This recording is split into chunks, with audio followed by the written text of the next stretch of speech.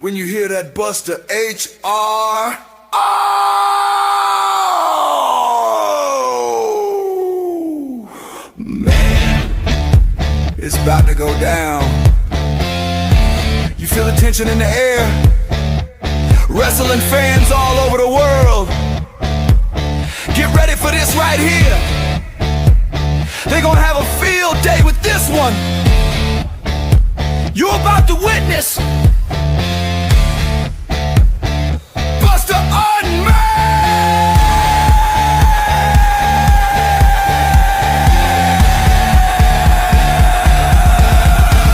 Oh, Lord! Oh, Lord! There's no telling what Buster's gonna say today. We just getting started. Just getting started!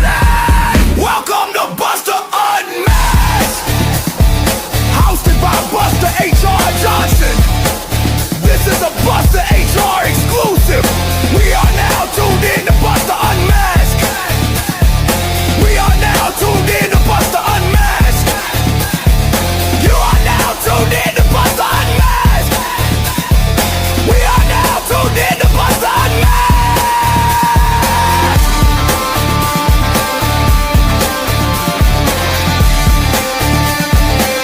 Welcome to Buster Unmasked!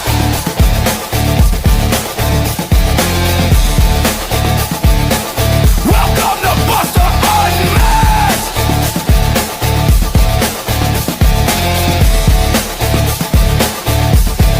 Buster Unmasked!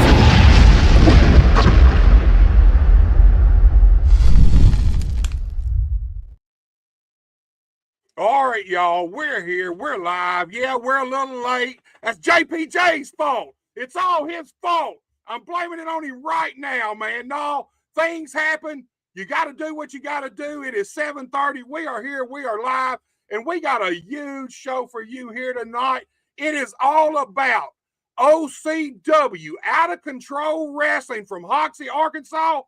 This Saturday night, they're headed to Black Rock, and they got one of the biggest cards anywhere around our area in a long time, and we're going to tell you all about it. Let me promote my sponsors, and then we'll get our guest out here and get this thing rolling. For all of your breaking news, sports, and weather in and around the Jackson, Tennessee, and the West Tennessee area, be sure to tune in to 101.5 FM or 103.5 FM. You can also log in to talkinwesttennessee.com. That's TALKNWESTTN.com or newstalk1035.com. For all of your in-home care and consumer direct services in and around the Caruthersville, Missouri area, be sure to call Glowing Hearts at 573-643-2537. Their priority is caring for you and your family. Be sure to check out the Boot Hill Sports Network on YouTube for all of your sports news and live local games in and around the Missouri Boot Hill. That's BOOTHEEL. That's the Boot Hill Sports Network on YouTube.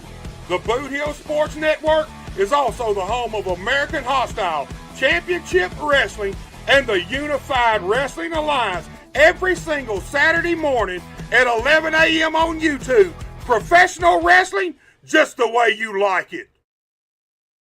All right, guys, you know what time it is. It is OCW time. And my guest tonight, let me just say this.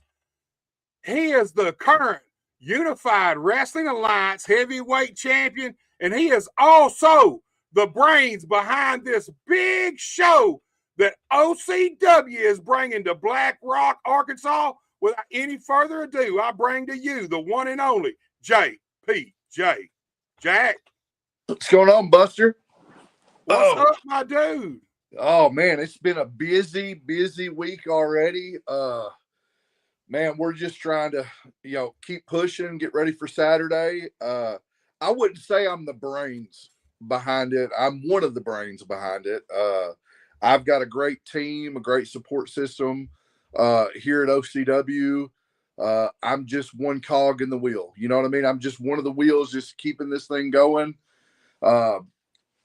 First off, like, I want to shout out the people who are responsible for making this happen Saturday night, along with myself.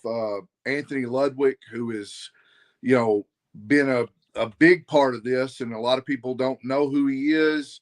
I can't reveal his identity, but he's part of the show. People see him a lot. He's been instrumental for this. Ronnie and Shannon Blackshear, without them, this wouldn't happen.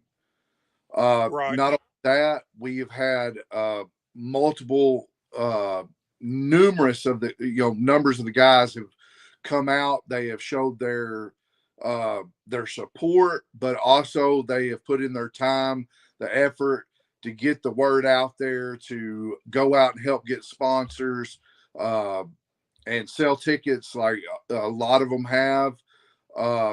Jen Hedge, Crystal Parker, Stacy Ludwig, a lot of the sponsorships we've got could not be done without them, especially Jen Hedge, who has been, man, she has spearheaded this monster of getting sponsorships, getting things that we need for the show.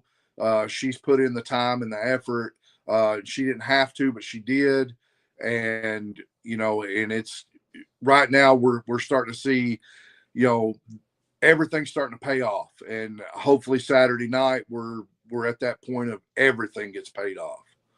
Right. Jen, man, she has been promoting this thing like crazy. She's like promoter extraordinaire from what I really, see. She really is all over it. Man, so look, go ahead, Jack. Go ahead.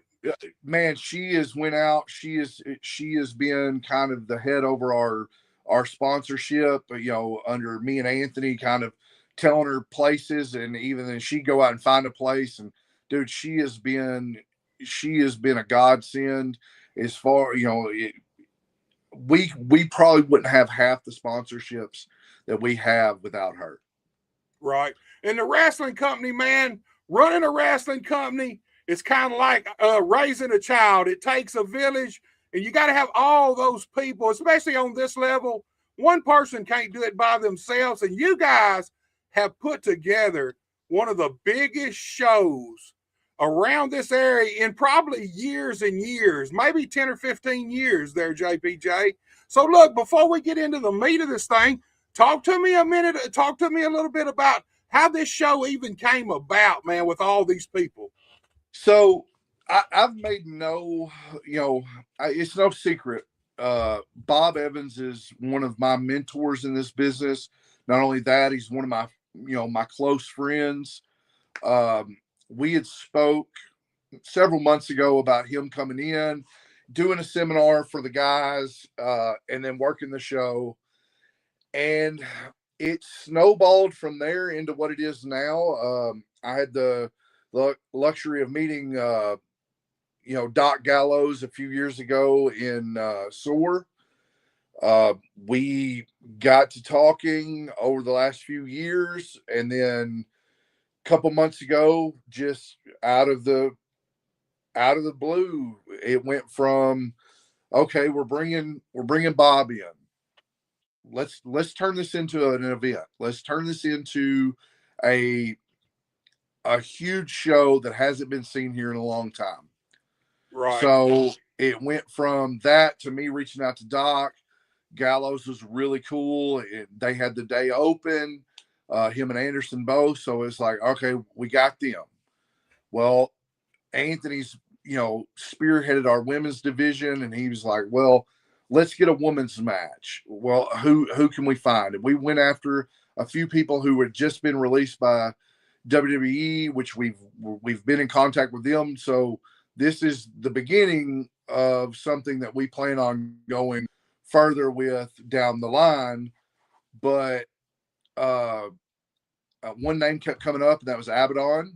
I'm very familiar with her, like her work, like that dark, mysterious work she does. And Anthony reached out. We got her. And then I reached out to a couple males that I wanted to kind of be the headliner for the event. There were several that, you know, scheduling conflict or what have you. One decided he was going to re-sign with WWE, which is fine. Wish him all the luck in the world. But then, like I said, we landed on Enzo, real one. Me and Doc got to talking. He was available. He kind of runs with them guys, so it just seemed to be the right fit. Plus, we wanted some names that people knew. We wanted, you know, it's hard, you know, and as a wrestling fan and a fan of guys that are on the independents, it's really hard to go, okay, I really want this guy. He's really good, but are our fans going to know who they are? Right. And I knew when I said I needed a headliner that Enzo, when his name come up, I was like, yes. Instantly, our fans are going to know who he is, know what he did in WWE, know what he's kind of doing on the scene now too. So I feel like he's the perfect headliner for this event. Right. It's a huge lineup, man. And I'm gonna lay it out here. I know full well your booty hole's got to be puckered up tight for this Saturday night and this show, man, because there is a lot on the line for you guys. You took OCW out of Hoxie mainly because the venue is just not big enough for this kind of show. Simple as that. So y'all moved it to Black Rock. Let's talk about that decision. How hard was it to make that decision? Or did you already know when you started booking this show that, hey, we're going to have a bigger venue? I knew probably about an hour after Doc and Anderson had confirmed and Abaddon had confirmed, you know, which it's funny because it all happened within a day of everybody confirming and having everybody, you know, on, you know, pretty much other than one other female to wrestle Abaddon, we had most of this booked.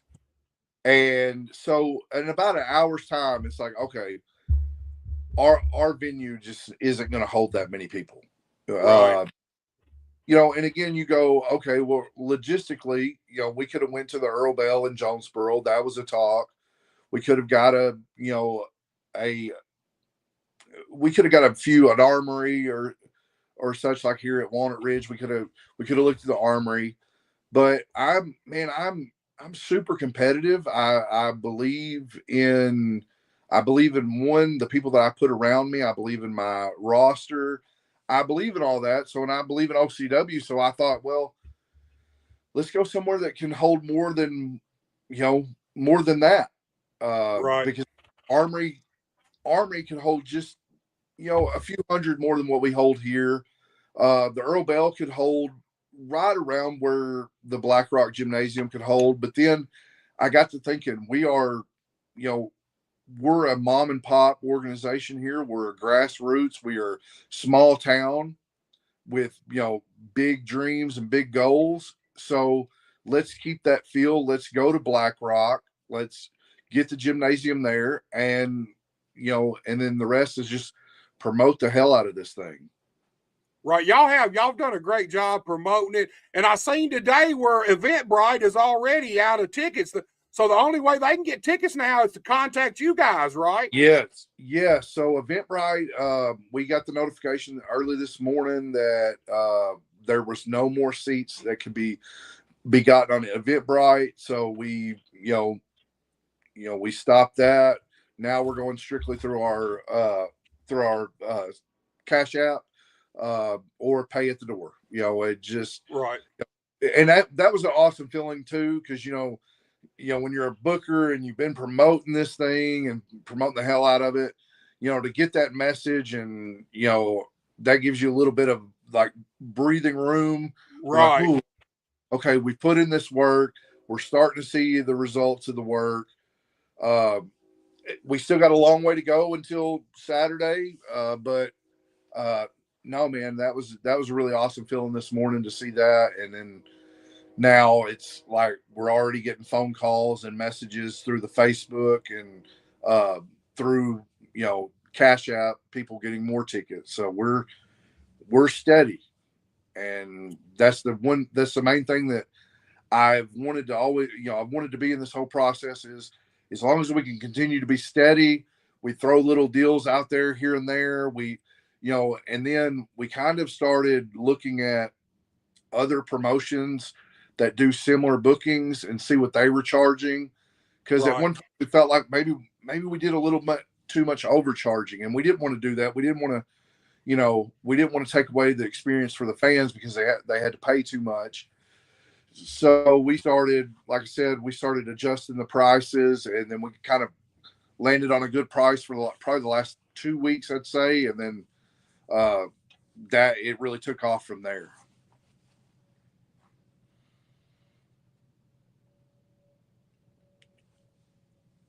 Buster, did I lose you?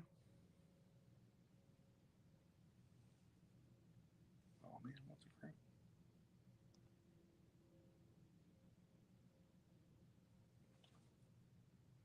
Where did you go?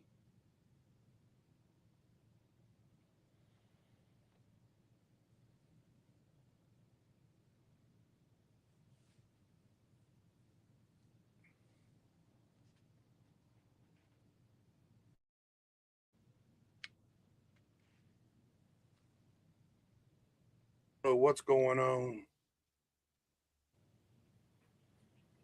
Hey, did I lose you, Buster?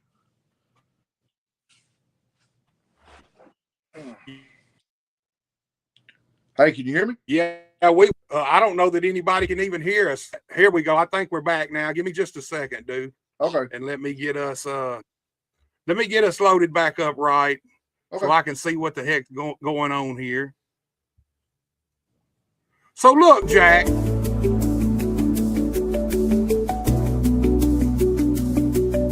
All right, y'all.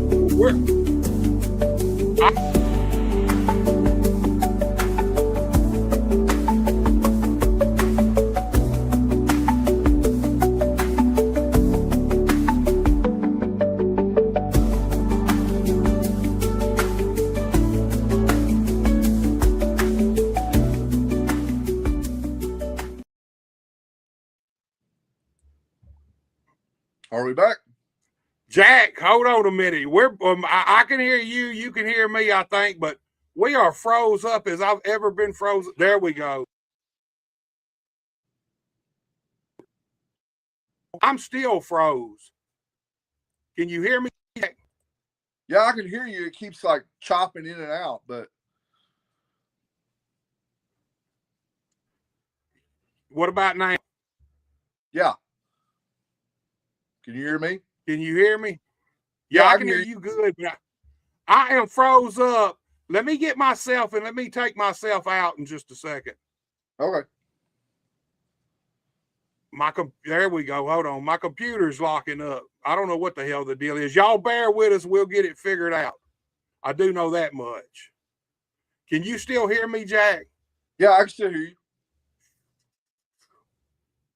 All right, here we come. Now everything's starting to load back up. So let me get it situated. There we are. All right, we back going, guys. We are so sorry about that. I don't know what happened to the internet, whatever. We went completely out. I don't know what you guys heard, what you didn't. We're gonna pick up where we left off.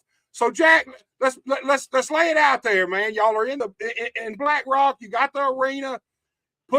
You got a chance to actually make money. But what do you guys really need for this thing to be a success financially? And I mean the break-even number. How many fans do you guys need, do you think? Oh man, like I think when we put a number to it, early in this thing, 1,500 or right around the 12 to 1,500 range, that would break. That would put us in the green. That would put us over break even. But I think for the most part, we're in the green. I think a show like this, you had to go out and you needed to get them sponsors and bring in, people that want to see entertainment, want to see, I guess for the most part, like give fans and people something other to do, Right. because sports isn't, right now basketball season's going on, but that's about it. Football season just ended this past Sunday, so it's like, man, let's just give them something to do, and I think I'd say the 1,200 range, I think, is what we narrowed it down to. It might have even been 1,250. That would have put us at breaking even, and put us in the green. So that was the goal. I know as far as my last numbers go, and I'll know for sure probably by Thursday night. I think we're well above the 13 or I think the 1,250 mark. We're well above it already, because we had 900 floor seats, and we are well above that. We've sold out of them. That's where Eventbrite kind of just said, "Hey, we're out of this," and so that's the great part about that one. And then I can't remember my last number on just general admission tickets. Yeah, that's a good problem to have. That's a hell of a number, especially in our area in wrestling the way it is. I want to say EPW was the last company. They were in Mississippi at the Crossroads Arena, and I want to say they had 1,000 paying customers. So hey, that puts you guys at a whole nother level, man, around this area. I mean, where do you go from that, Jack? I mean, you're already, it's a success already, and you ain't finished selling tickets yet. Man, are we looking to see this thing maybe once a year? So, I mean, I don't want to give too much away right now of what's coming next. We have another event lined up. It'll be summertime before we do this. So this is. And it won't be on the grand scale of this. We've got two names that's already kind of we've locked in for dates. So we may not go back to the Black Rock Gym for that, but we will go somewhere bigger again. But if we're talking like on this scale, I'd like to do it once a year. If we can get the available talent, yes, absolutely. I'd like to do this once a year. Man, that'd be a big deal, man. Here's the thing. If this one's already done this good, I don't see how it couldn't grow year after year, man. I mean, and that's a big feather in your cap, being the guy who books and promotes this show. That's a big deal. That's a giant step up from promoting Hoxie every Saturday night. This is a whole nother level of promotion right there, and putting fans in the building, man. It's really a cool thing, Jack. Well, I mean, what is our business about? Our business is about entertaining the fans, putting asses in seats. That's right. So I think sometimes where we get off on this weird path in this independent wrestling is, our fans, when you start thinking, oh, it's just an independent wrestling show, they're not wanting to come to that. They're, and when I say not our fans, but the general public, you're going to get different guys at each independent show. And my whole goal is, well, first and foremost, I've been a big believer in Arkansas wrestling. Right. I think we have an abundance of talent in this state that I would like to be seen. Well, I'm the booker at OCW, so I want the guys that work for me here at OCW, I want them to be seen. Right. Well, how can they do that? We have continuously been raising our attendance here at the arena. Now, let's put this big show on. Let's let everybody see us. And that's right. We've made major steps in that. Even without this big show, we've brought in Walker Stewart, who's, commentator for New Japan. We're working with his Gold Standard production company. They're coming in and filming our events, or filming our weekly shows and putting them on YouTube for us. So, and he's doing the commentary. You know, we've changed our lighting, we've changed our arena, we've changed even the locker room. We're adding a women's division. We're constantly adding new talent coming in. That way we can keep progressing the way we want to progress. The same way, you know, that EPW did years ago. You know, Right. when Neil Taylor walked in there, yeah, they were having large crowds. But when Neil Taylor took over, it becomes something completely different. And that's my goal. First and foremost, I use my contacts that I've had in the business, you know, and brung in different guys that this you know fan base has not seen. Then work to that, and then it's like, okay, now let's go bigger. Did we think when we first started talking about this that it was going to be this big? No, originally it was just going to be Bob Evans. Well, I like to roll the dice a little bit and say, okay, well, we got Bob coming in.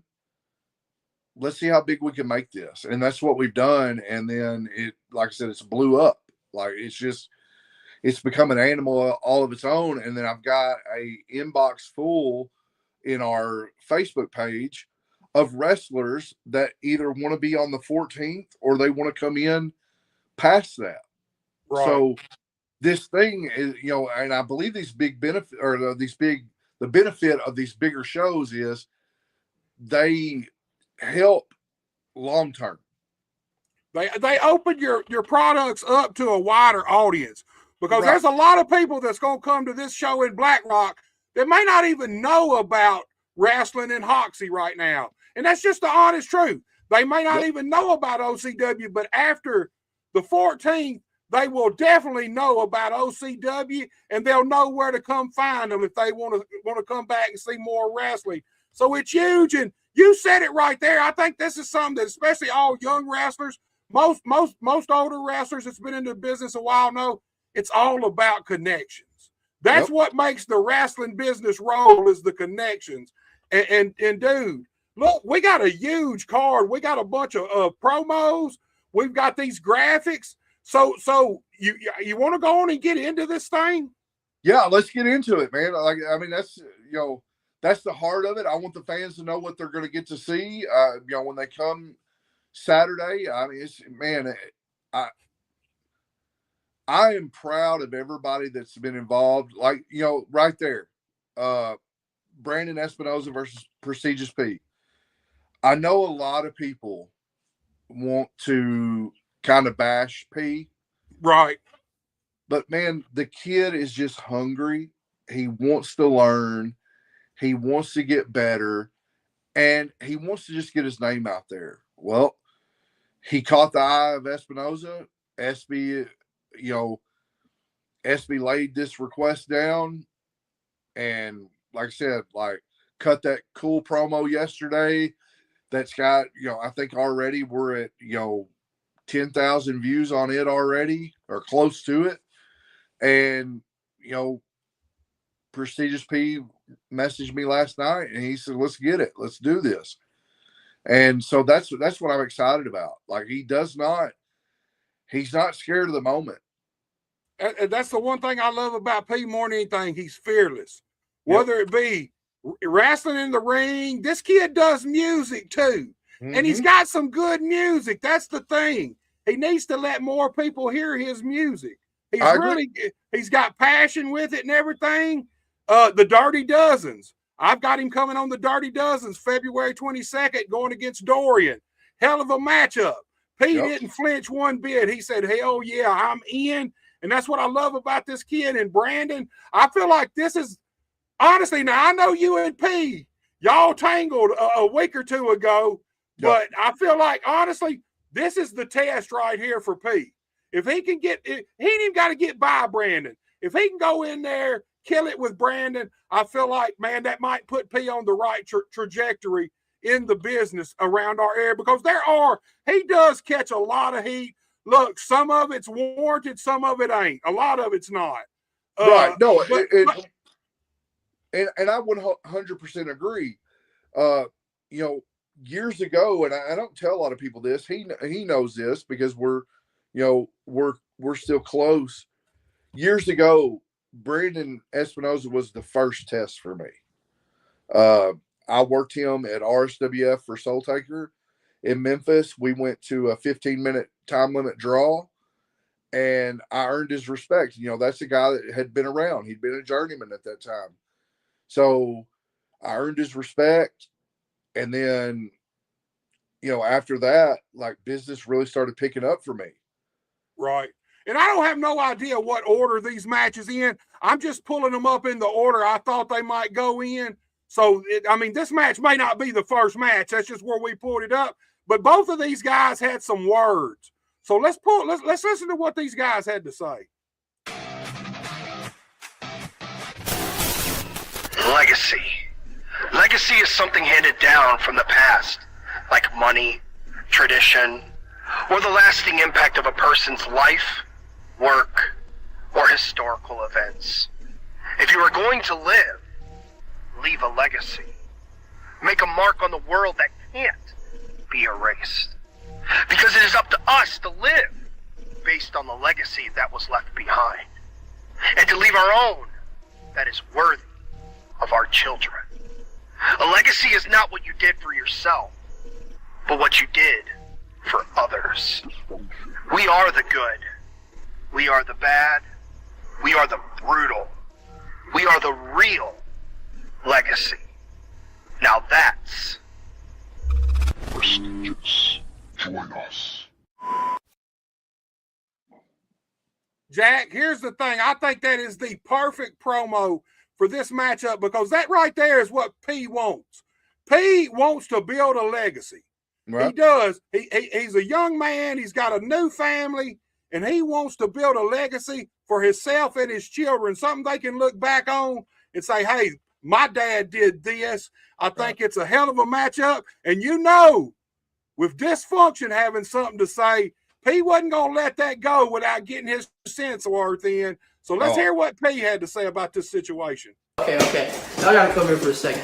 I'm going to be real. It's crazy to be me. Brandon Espinosa, when you said my name, I was surprised, but not in a bad way. Not out of fear. But because when someone like you, the leader of Dysfunction, talks about legacy and points it at me, you realize just how big that moment is. And I won't shy away from it at all. This is the biggest opportunity of my career. Legacy isn't something that just shows up one day, and prestige isn't something you demand, Brandon. They're built when you keep showing up, when you keep believing even when nobody else does. You lead a group called Dysfunction, and I understand that word more than you think. I've lived through dysfunction, Brandon. I fought my way out of doubt, out of being overlooked, and out of being told I wasn't enough. That's why when you said my name, I didn't hear an insult and I didn't hear a threat. I heard respect. Because here's the difference. Dysfunction is where people get stuck. Prestige is how you move forward. Legacy isn't about how loud you are, how many people stand behind you. It is about the people you inspire to stand on their own 2 feet. And yeah, you calling me out changes everything. It puts me in a spotlight I've never had before. And I am grateful for it. Because moments like this don't come. And I'm not wasting mine. So Brandon, if this is about legacy, then let's be clear. When the chaos fades, when the group disappears, when the noise dies down, I'll be standing head high, name intact, and that is not dysfunction. That is prestigious. Okay. Jack, man, the kid, hey, here lately, he's cut some of the best promos I've ever seen him cut in his life. I agree. He cut one a couple of weeks ago, long promo, and it was good, man. It got everybody's attention. And that's the thing. This kid has passion. He believes in what he's saying. And if he can actually pull a win off Saturday night, that will be the first brick in his legacy, I believe. Jack, what's your thoughts on this matchup, man? Well, I think it is a building block for what I've said about Prestigious P for about 6 months to a year now. I've said the kid, whenever that light bulb hits, and we've all had that moment, but when that light bulb hits, we got it. We understand what this business is all about. And this is building that foundation to get to that point, because whenever that happens for him, he's going to be dangerous. He's going to be, he's going to be one of those guys that you cannot miss. And because he can already talk, he can already, he can already get you to feel a certain type of way, whether it's, get you to hate him or get you to love him. Right there, that was the perfect promo for him for this matchup. And so I believe, win, lose, or draw for, Prestigious P, this is that foundation moment. And that's why this is one of the easier, bookings I've had, like where it's like, okay, yeah, like this makes sense. This is a young up and coming kid. You got your journeyman vet over here that, knows every ins and outs of this business that there is. So this is perfect. It's that youth versus, experience. And I can tell you, after being in the ring with both of them and, being in the ring with Espinoza more than P, but I can tell you, like, you grow up real fast working Espinoza. Right. Because, his pacing of the match is going to be faster than probably P's normal is used to. But I know, from talking to P, he's been hitting the gym, he's been getting his cardio up, so I'm hoping it's where it needs to be Saturday night for, a guy like Brandon Espinoza, because I can promise you, you're going to be put through the ringer with Espinoza.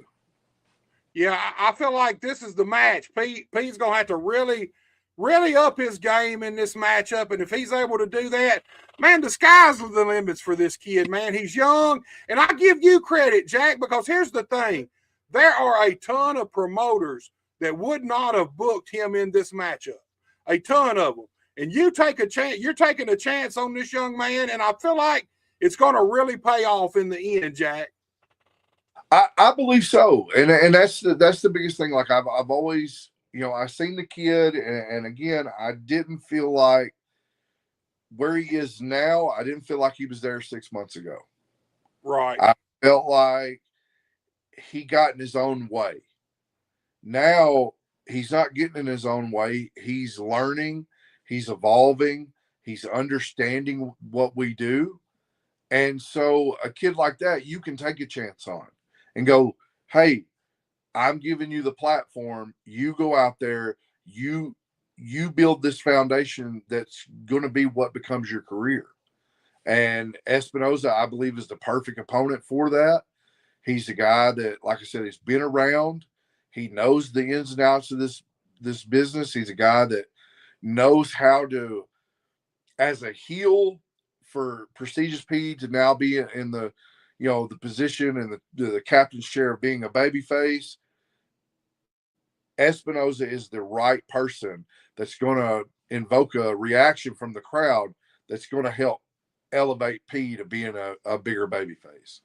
Yeah, it's a hell of a matchup. Look, we're going to pull these guys down, and we're going to pull the next one up. Like I said, these aren't in any order. You got Kyle King versus Logan Maverick, man. And this is another interesting matchup to me, Jack. So I'm going to let you take the floor. You booked it. Why'd you book this matchup, man?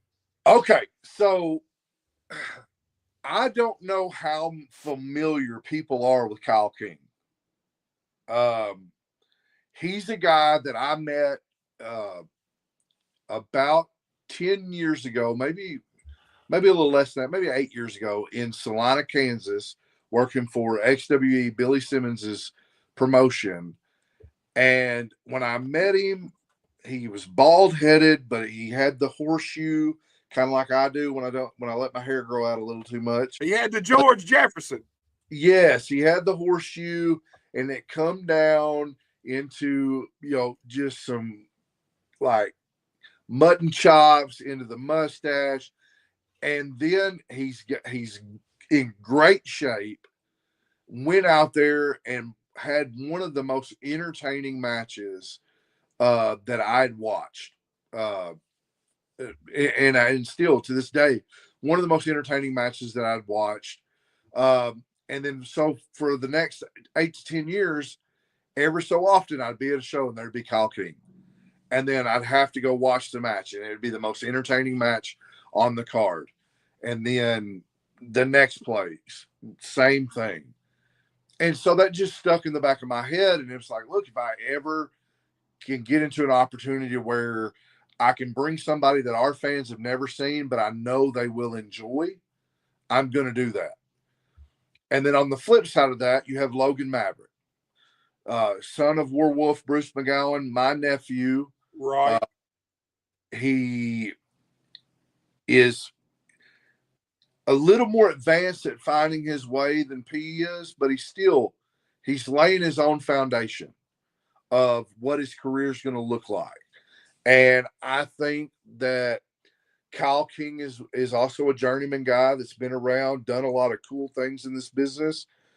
And that is, again, another guy that can elevate Logan Maverick. Win, lose, or draw. It doesn't matter. He's going to elevate Logan, and Logan, Logan being a member of our roster only benefits from it. Well, then who else benefits from it? The fans benefit from it. Right. Because now you're getting another level, because he's going to have to go to another level with Kyle King. Kyle sent me, 3 or 4 promo pics. I thought that promo pic kind of went with our Valentine's Day, our theme, and but that's who he is. Like, he's a character.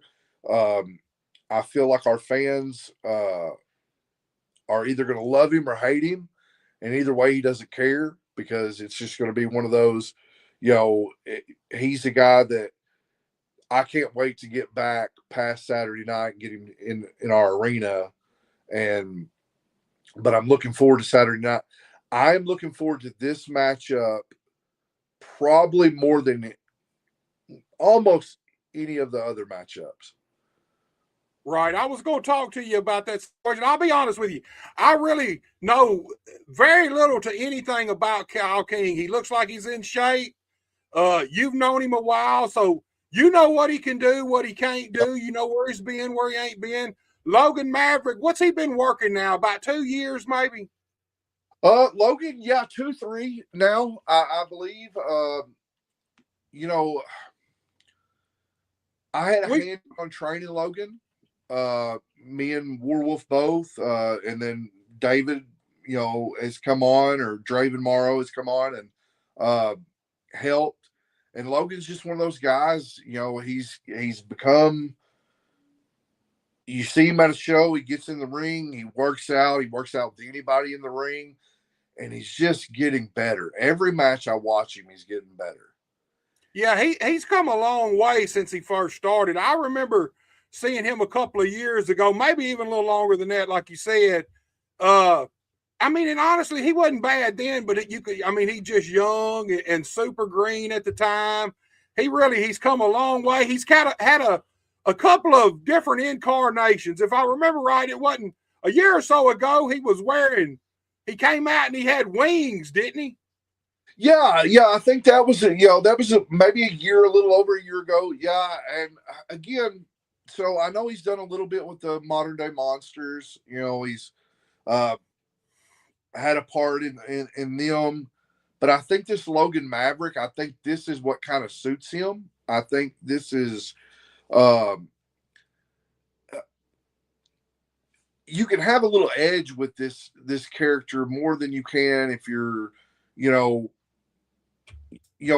like a monster type or something like that. Like, he's got a little more edge to him. So, he's a very versatile worker, where he can go either way. He can be a baby face, or he can be a heel. And I really enjoy watching where the growth of Logan Maverick. I mean, it's been, he's had some bumps in the road, but he's a kid. He's got a chip on his shoulder. He wants to prove himself, and Saturday night is another way of doing that. We've had some long talks about Kyle and this match has been booked. Actually, I believe this was probably the 3rd or 4th match that was booked. from the jump. And Logan is known, hey, this is what's going to happen, come Valentine's Day. And he's been just, he's ready. Like, and I get to watch him, every week here that he's here, and he's, again, progressing. And so these are the matches of, okay, I'm progressing, but now I want to test myself. And you need these tests. You need these guys that's been around, that's wrestled some of the bigger names in the world, and, just to see if you're on that level. Right. And being a second generation guy, man, that's a lot of pressure on a young wrestler in itself. If your dad was a wrestler, your mom, whoever, your older brother, man, you already come in the business and people have certain expectations of you. And that's a lot of pressure. And like I said, I've watched this kid evolve over the last couple of years, man. He seems to always be improving, not just in the ring, but his psychology and his persona. Like we're all, when we first start, nobody really lands on who they're going to be in the end. We all kind of search for who we are. And like I said, we've seen him go through a couple of different incarnations, but I'm like you, I think this right here, I think this is something he can land on and stay on for a while and really build some momentum with right here, man. Right. And like you said, you're pretty much his uncle. So he ain't just got his daddy he ain't got to keep up that for his dad. He's got to do this for you too, man. It's a lot of pressure on a young man. And it is. And so, but I think that Logan, I think Logan is, I think he does better under pressure. He's had some bigger matches. He's got to do some stuff, that I look back and maybe because of, who his dad is, maybe because, who I am, he's got to do some bigger stuff, early on in his career that others didn't get until they're 6-7 years into the business. But every time we've put him in that situation, or every time we put him in that position, he's thrived. He's done good. Well, then what you get is you do good over here. Well, then you come back on, where it's a smaller show and you're wrestling, Joe over here, who's, takes it and looks at it like it's a hobby. Right. And you kind of, and I guess, me and you've probably seen it, 1,000 times. You see guys that just, you wrestle really good when the stakes are high, but then when you're just kind of at a show, smaller show, and you're wrestling somebody you feel like is a nobody, you just kind of drop down to their level. Well, Logan now is getting to a point where he's elevating even the younger guys underneath him. They're coming up. Well, then, okay, now let's test you, because I always believe it. I want to wrestle guys that are, I want to wrestle guys that are above me, same level, right, and below me. I want to wrestle if I could in a week's time or a weekend or a month's time, wrestle somebody on a Friday night that's above me or, same level or below me. And then the next night, somebody on the same level or above or, however, but all three levels, like I want to wrestle them guys because I continue to want to improve even as myself, but I want to wrestle guys that are on my level because then you go out and you can have fun. When you got guys that are on your level, you go out there and have a blast because you know what to expect. You know where you're going to you're going to be able to work the crowd really well. And then guys below you, you're elevating them and bringing them up to you. Well, Logan, go ahead. I was going to say, I was just fixing to say that.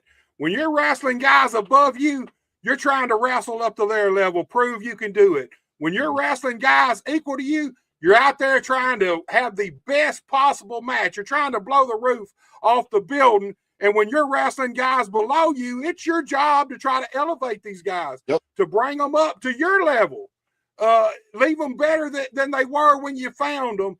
And you hit the nail on the head right there, man. I agree 100% on that. And I think Logan's at that crossroads now of where he's becoming that wrestler that can wrestle guys below him, bring them up, wrestle guys at the same level, have great matches, and doesn't shy away from the moment of wrestling somebody above him. And that's what this is Saturday night. He's going to rise. I believe wholeheartedly that this could very well be match of the night Saturday night. Yeah, I agree with that. It's going to be, like I said, I don't know a lot about Cal King. I want to say I've seen him work on YouTube, seen a couple of his matches, but I don't know a lot about him. I've been following Logan, like I said, pretty much since he started. Right. When I catch him, when he's doing something that gets on YouTube or something, and I mean, he really evolved a lot. And I think this is the same matchup that P's kind of having with Brandon. Yep. This is where Logan gets to level up. I mean, it's as simple as that. He's either going to rise to the occasion or he's not. You know what I mean? Exactly. And that's the thing. Like, as a booker, you roll the dice, but also you have to have faith in the guys that you're putting in these positions that, hey, I'm making this match because I believe that you're going to go out there, because on the 21st, Prestigious P's at OCW. Brandon Espinosa is on the road. Right. So same thing with Logan Maverick. He's back at OCW. Kyle King's going to be somewhere else. Right. And that's the biggest, and then there's this match. Look, this one I'm seriously interested in. We all know about Abaddon. Abaddon, she's got a big social media presence, a big Facebook presence. I see her putting posts out almost daily, outfit of the day and stuff like that. But that's what you got to do to keep your name out there, keep yourself out there. Kennedy Ryan, I know absolutely nothing about, but she cut a hell of a promo that impressed me. So Jack, talk to me about booking this match, man. We all know where Abaddon's from. Talk to me about finding Kennedy Ryan to face off against Abaddon. All right. Well, I want to talk about this match briefly because I had a different idea in this match. And then I got the promo yesterday. Like you see the promo pic, you see, all white besides the pink shades in Kennedy Ryan. And then you see the dark, with the bright green and the paint in Abaddon. And you're like, okay, so Kennedy Ryan, white meat baby face, Abaddon, the monster. Right. And then I get this promo from Kennedy yesterday. And I go, oh, man. Like, you spun that right on its head of where it's like, you cut a promo and I got that mean girl vibe right off the bat. Right. Like, it's like, oh my God. Like, that line when they said, when she says that The Walking Dead is done, I'm like, okay, I'm hooked. So, what I know of Kennedy Ryan is, she's done some work with OVW. When I was there, I would say she hadn't been in the business very long. I've kind of kept up with her here and there, watching, some stuff online. She had reached out to the page, was looking to get booked, and I already had somebody for Abaddon. They had an opportunity to do something bigger, which and I'm not going to say the girl's name, but like I can't wait to find out how she does this weekend. And then we kind of spoke to a couple other females about coming in, maybe doing a 4-way.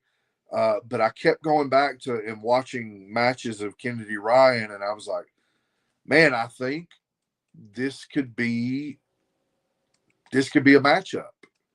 And then we reached out. I didn't know she was already going to be in Arkansas this weekend, but that I guess that worked out for us even more. But yeah, and she did not shy away. As soon as we told her who she was going to be facing, all right, what do you need? We need a promo. Okay, cool. Never asked me what she wanted her to say in the promo. I kind of left that to her, and like I said, I got this promo yesterday, and I'm like, okay, like I know where to go with this match. I know what story we're telling. We got Abaddon the Monster, who she is, and Abaddon is awesome. Like I cannot. There's not much I've seen of Abaddon that I haven't loved. But then you got Kennedy Ryan over here, who our crowd doesn't know. They know nothing about her, but they know now that when she cut that promo, it's just, hey, she's a mean girl. Let's check his promo out, and then I want to talk about this matchup once we do, because this promo, man, I thought I was highly impressed.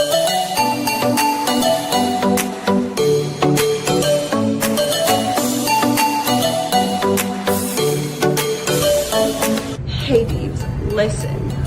February 14th, Kennedy Ryan, the wrestling's richest experience, is about to break a lot of hearts when I put the 1, 2, 3 down on Abaddon. I mean, babes, like, come on. Walking Dead is canceled. The zombie thing, overrated.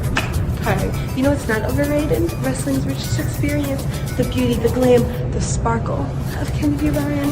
And Valentine's Day, February 14th in Black Rock, Arkansas, Out of Control Wrestling. Everyone will see why I am the best there is in indie wrestling. Jack, man, she's got charisma. She can talk, and she's got. I feel like she's got that it factor. I've never seen her in the ring, but I feel like she's got that it factor. I love the attitude, man. I was like you. I was blown away when I seen her promo, especially not ever seeing her on anything else. I had no idea who she was. I want to see more of Kennedy Ryan, man. I feel like this is a hell of a matchup, and Abaddon's had a lot of national television exposure. So she's got the name. It's a big deal. This is a big matchup for Kennedy Ryan. If she can knock Abaddon off, that's going to push her up the totem pole, without a doubt, man. Yeah, it's another one of those matchups where you've got Abaddon, who's been all over the world now doing her thing, and then you got Kennedy Ryan, who is still young in the business, but is. I don't want to say finding her way, because after that promo yesterday, I think she's found it. She is as, I don't know. I'm intrigued now. Like, not that I wasn't already by this matchup, but when you kind of have it in your head of, I knew I was going to get a promo, and I was like, okay, I bet I get this white meat babyface promo, where, love is love, and all that stuff. I was not expecting what I got yesterday. When I got it, I was like, oh man, like this is better than even I thought it was going to be. And I don't know. So there's a difference between watching people on YouTube wrestle. I look forward more to seeing this in person, because if she carries that attitude that she had in that promo right into the ring, oh man, it's going to be a very, very good matchup, because we already know what Abaddon can do. We already know. And so I want to see a little more of that. Carry that. If you carry that promo into the ring, with the attitude, it's going to be one of those that I think the crowd's gonna root for Abaddon to murder, Kennedy Ryan. I was just fixing to ask you that, Jack. Obviously, if you were a casual person and you looked at this flyer right here, I think 99% of people would say Abaddon's the bad guy. Yes. Kennedy Ryan is the good guy. Yes. But I think that promo totally flipped that whole script. I don't know what you saw when you booked this or had in mind, but I feel like if Abaddon was the heel, now there might be a chance. I'm like you. I think Kennedy Ryan is going to get her ass booed off, and I think it's going to, in turn, get Abaddon cheered out of the arena, man. I think so, too, and that is not anywhere near what I had in mind. I had it the opposite way. I had it the way you look at it on the flyer. I thought, okay, all white over here. She looks like a baby face. She's somebody the crowd can get behind. Over here, you have Abaddon, who I think most of the crowd's going to kind of be a little like reserve around Abaddon. But then I was like, well, after the promo, I was like, nope, it's going to be the opposite. I can feel it. Like, I believe that Kennedy Ryan, when she walks out, and I mean, the first hand gesture she makes, the first thing she says out of her mouth, I think instantly they're going to try to boo her out of the building, and then Abaddon's going to get cheered. And I mean, this may be the first match I've ever can look at and go, man, if the monster actually kills the girl, they may cheer for that.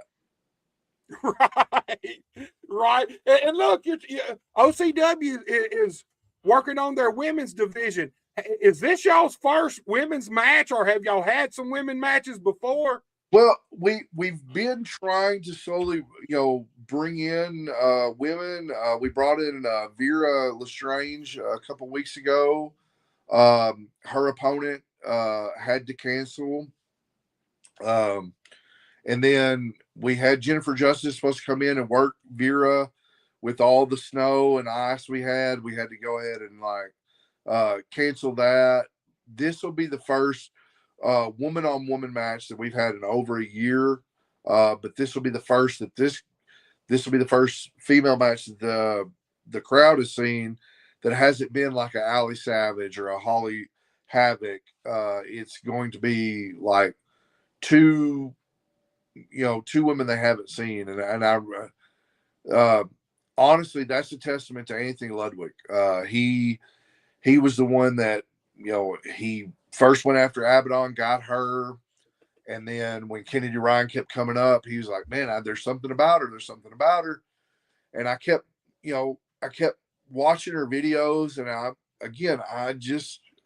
got this one wrong. I got the booking of this match wrong.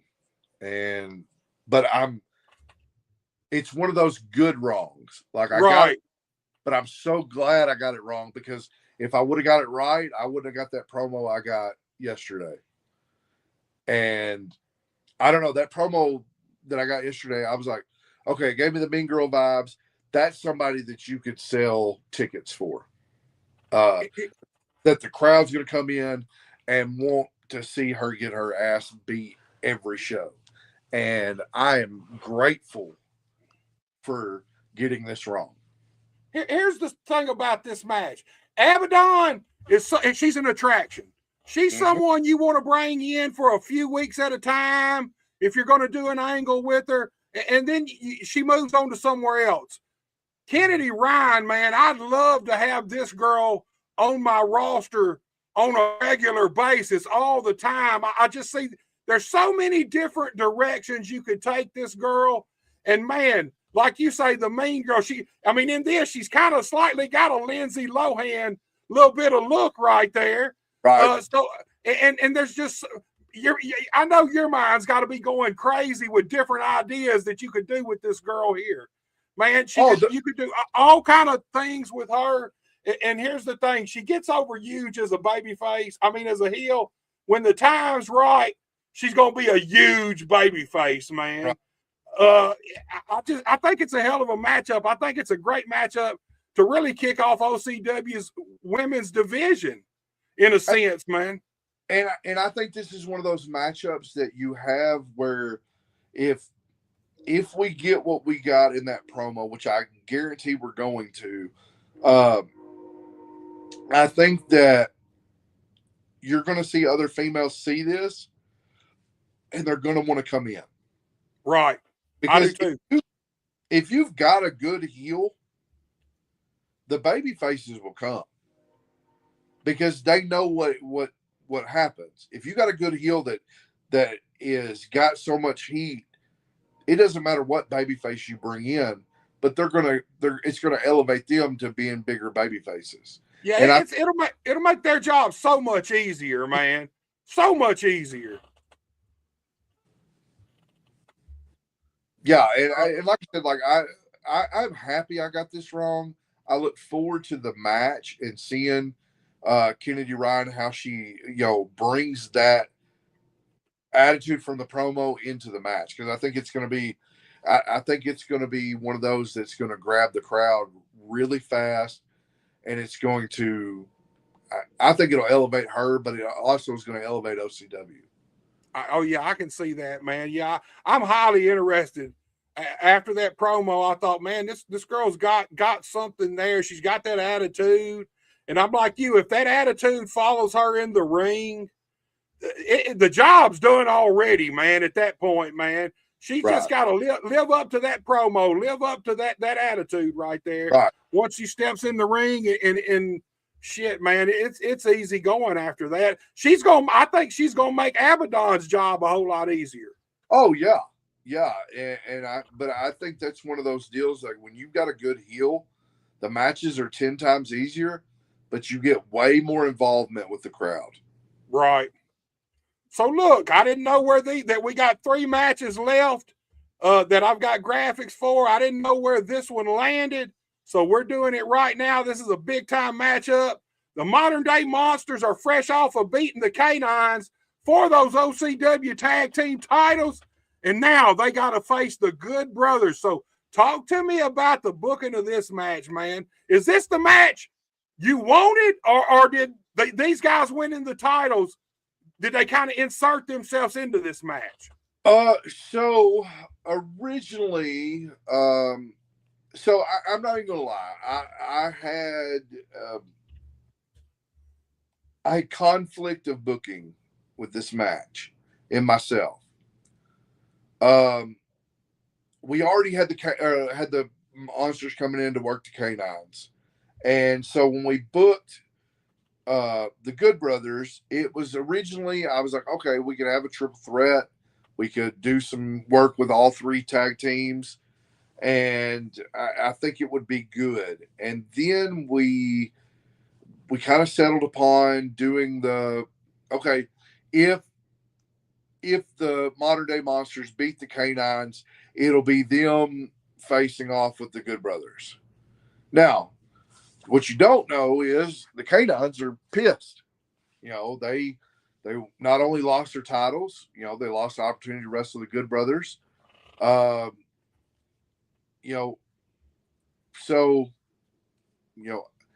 I don't know where their feelings are or where they lie right now as far as how they're feeling, but at one point I had the Modern Day Monsters in mind to be a part of this match along with the Canines.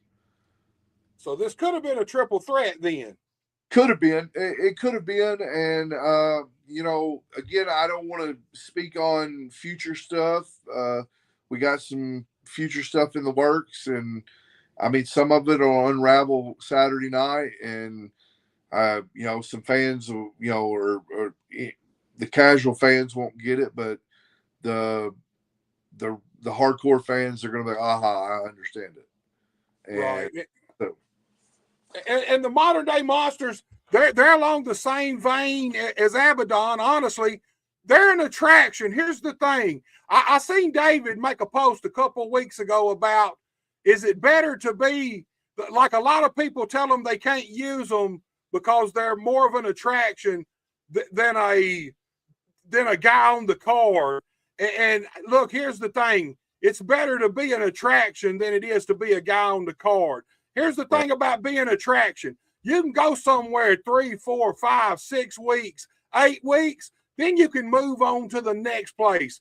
Do it all over again. Being an attraction is not a bad thing at all. And these guys have made themselves an attraction. The modern day monsters, big in Memphis wrestling. They work all over the place. They actually have a promo. Let's check this promo out, Jack.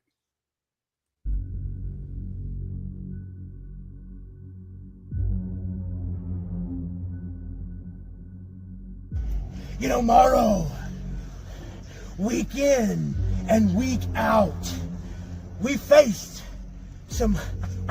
great opponents in each city that we bring our special particular set of skills to.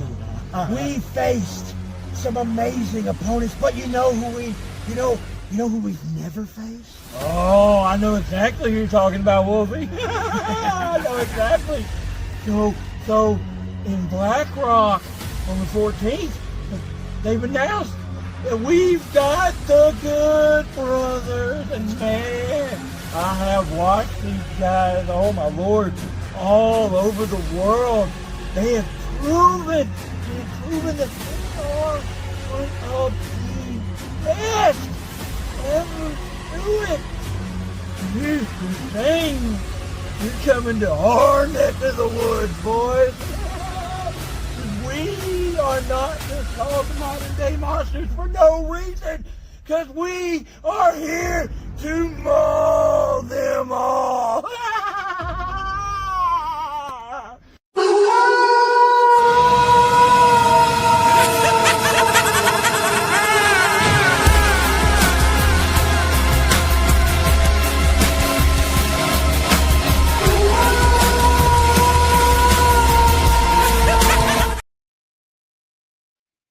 Man, the modern day monsters, the new OCW tag team champions, these are big guys.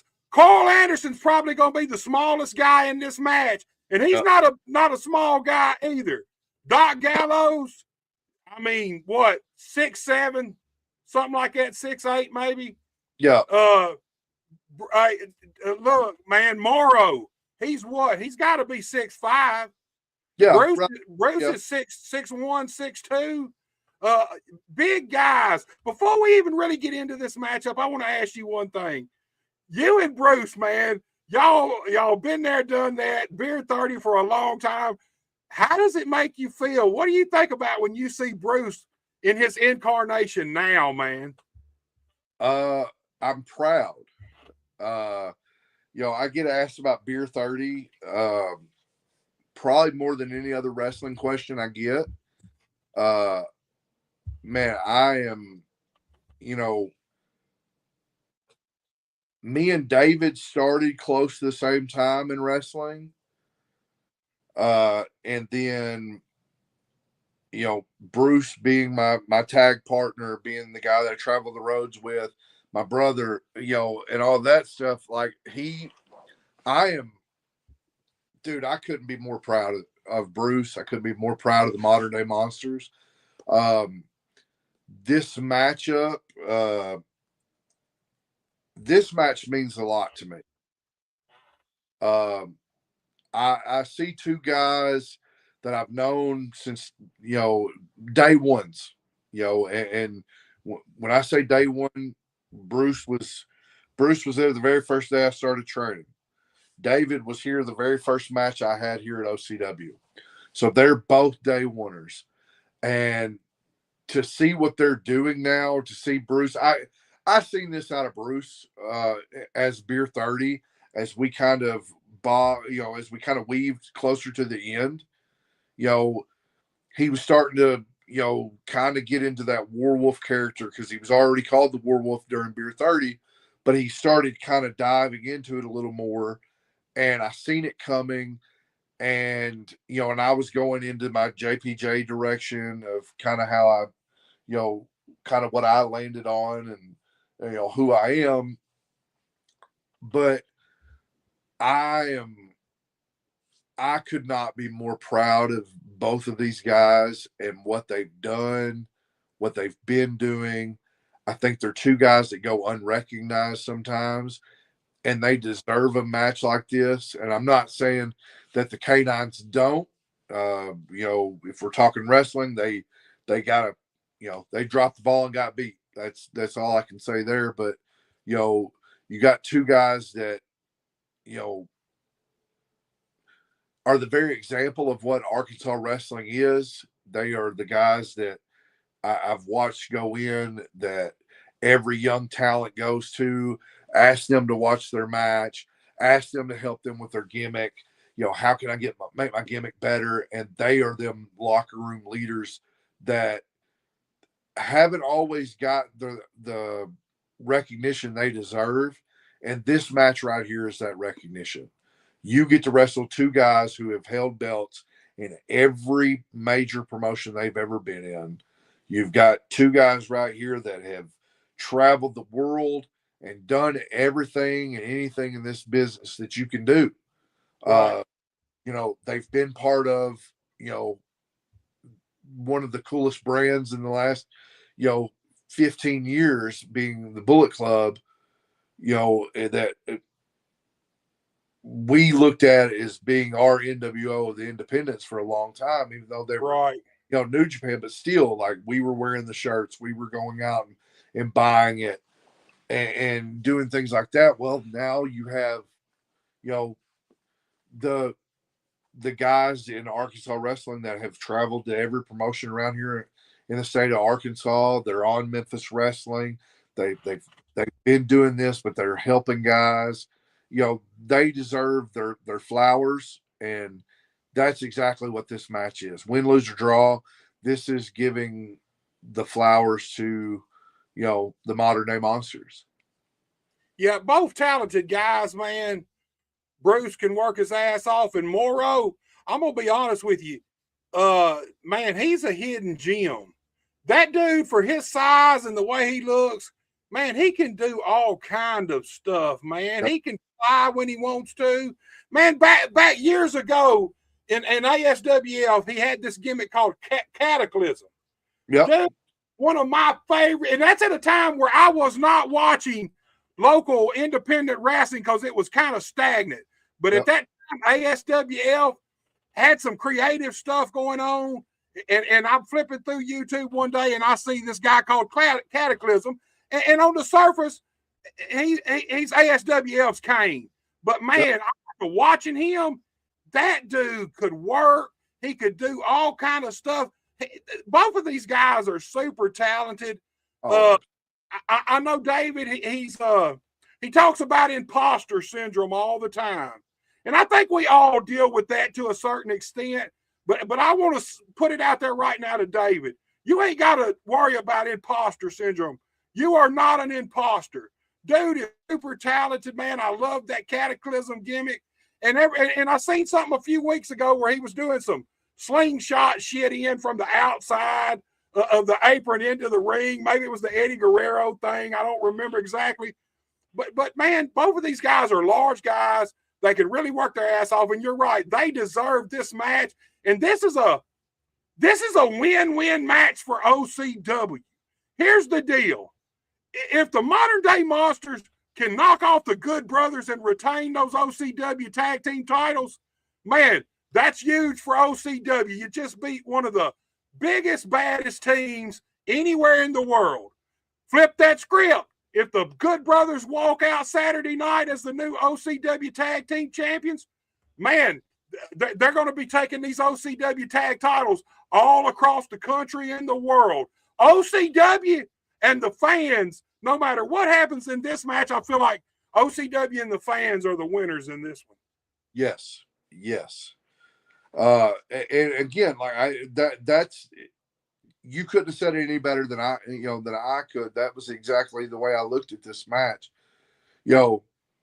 If the modern day monsters beat the Good Brothers, that's the shot in the ass for Morrow and Bruce.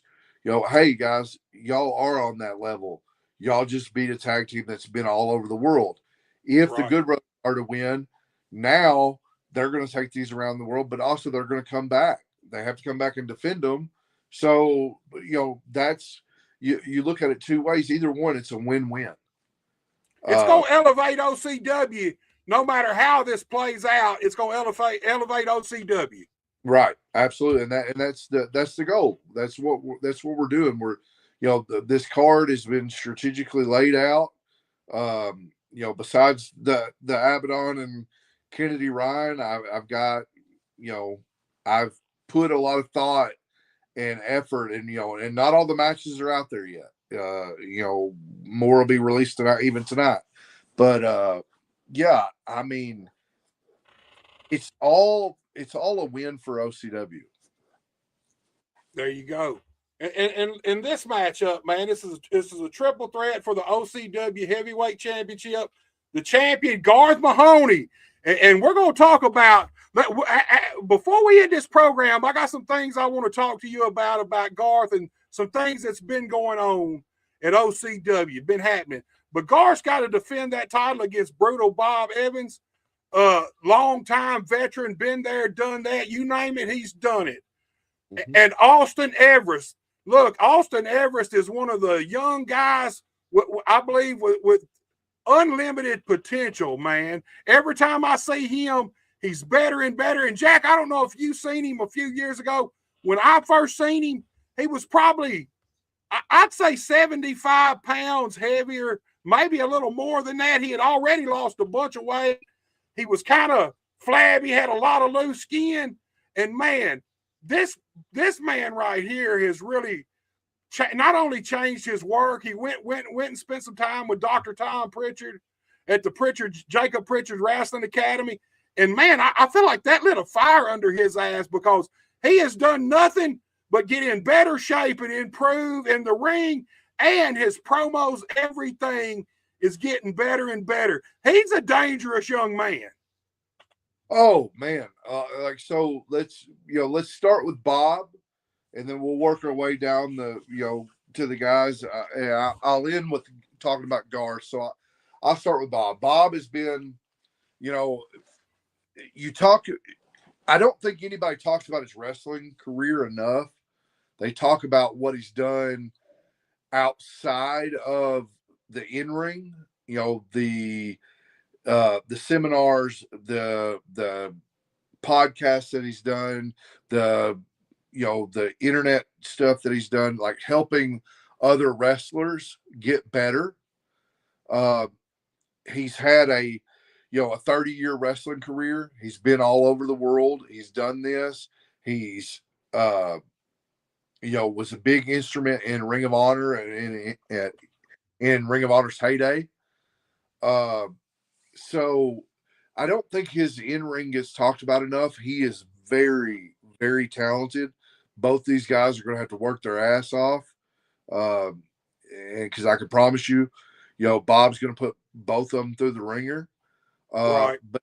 But not only that, this is a match where the knowledge that Bob Evans has, that he has passed on to wrestler after wrestler after wrestler, they get that firsthand knowledge. They get to get in the ring with him. So for a guy like Everest, who's went and done, the Pritchard School and learned from Dr. Tom, this is just another building block for that kid, which the sky is the limit for him. Like a man, tall, big, strong, knows how to be a big guy, works like a big guy. You're not going to see him going out there doing, a 450 or attempted or a moonsault or anything like that. He's going to give you that old school big man vibes, and he's going to go out there and there's not too many times where I can watch a match that he's in where I go, man, why did he do that? Right. And we see that a lot. We see guys that's been doing this, 20 years, and you go, man, why did he do that? It's not very often I do that with Austin Everest. He knows his shit. His psychology changed from before he went to Dr. Tom to when he come back. the biggest change I could see in this kid was his work ethic and his psychology to wrestling was different when he came back from there. And man, he's just, I mean, this dude really, he's one of the ones that we could mark out that, hey, there's a good chance in 5 years this kid will be on a national stage somewhere if he keeps his trajectory. Absolutely. And the thing about him is he's hungry. He wants to travel. He wants to learn. He wants to get better. He continues to get better, and he keeps pushing himself. And that's the thing. I think sometimes, when you get there and you kind of, and I don't want to say he's stalled, because he's not, because he's working SICW. He's doing things. He's went and worked OVW, but you get to a point where maybe your career's not going where it wants to go yet. And as fast as you want it to go, Yes, and you stall out. He's not hit that stall. He just continues to double down and work harder and harder and harder. And that's, again, I've been around the kid. He's continues to get better. I can't say enough good things about him. I think him and Garth, one-on-one would have had a phenomenal match, but you add Brutal Bob in there, and this is going to be one that I don't know that OCW fans will forget this match right here. Yeah, this is a learning experience for Garth and Austin. There's no doubt about that. If either one of these guys can come out on top with Brutal Bob in this match, that's a huge feather in their cap, man. Right. And then so you go to Garth. Garth is, I have tried to take my, step back and not be as much in front of the fans with, OCW. Now I have been here lately, building for the show, and, and I'll defend the UWA heavyweight title, but, Garth is the face of this company. Garth is the guy that when he goes out there, the crowd's behind him. They believe in him. They relate to him. He's from where I seen him start to where he is now. He's, night and day different. He continues to get better. He continues to learn. He's become a helper, a mentor to the younger guys, the trainees. He's helping train these guys, taking the knowledge that Ricky Kennedy gave him, even though Ricky can kiss my ass, and I hope he's listening. But he's taking that knowledge, that Ricky taught him, and he's teaching it to these guys. I just hope he doesn't, teach them how to sneak up behind people and try to, beat them up from behind. Right, and we're going to talk about Ricky Kennedy and APW in just a few seconds, but Garth had some words for Austin and Brutal Bob, and then Austin Everest had some words for Garth and Brutal Bob. So let's check out what Garth has to say. What's up, everybody? King of the Trailer Park here, Garth Mahoney, and this weekend in Hoxie, Arkansas, I took on Austin Everest, the Mountaintop. If you ask me, he's really the biggest baby in the South. Okay, he said he was going to take everything from me, but guess what, brother? I sized you up just fine, and you came up a bit short from taking anything from Garth Mahoney. Okay, well, what you did do, put this big old freaking knot on my forehead. All right, and worse than that, you done got yourself in the mix with the triple threat match with Garth Mahoney and Brutal Bob Evans. So this Saturday night in Black Rock, Arkansas, it's me, you, and Brutal Bob. And it'll be the good, the bad, the brutal Valentine. And you're not going to be happy because you ain't never got no real date, boy. Come on, man.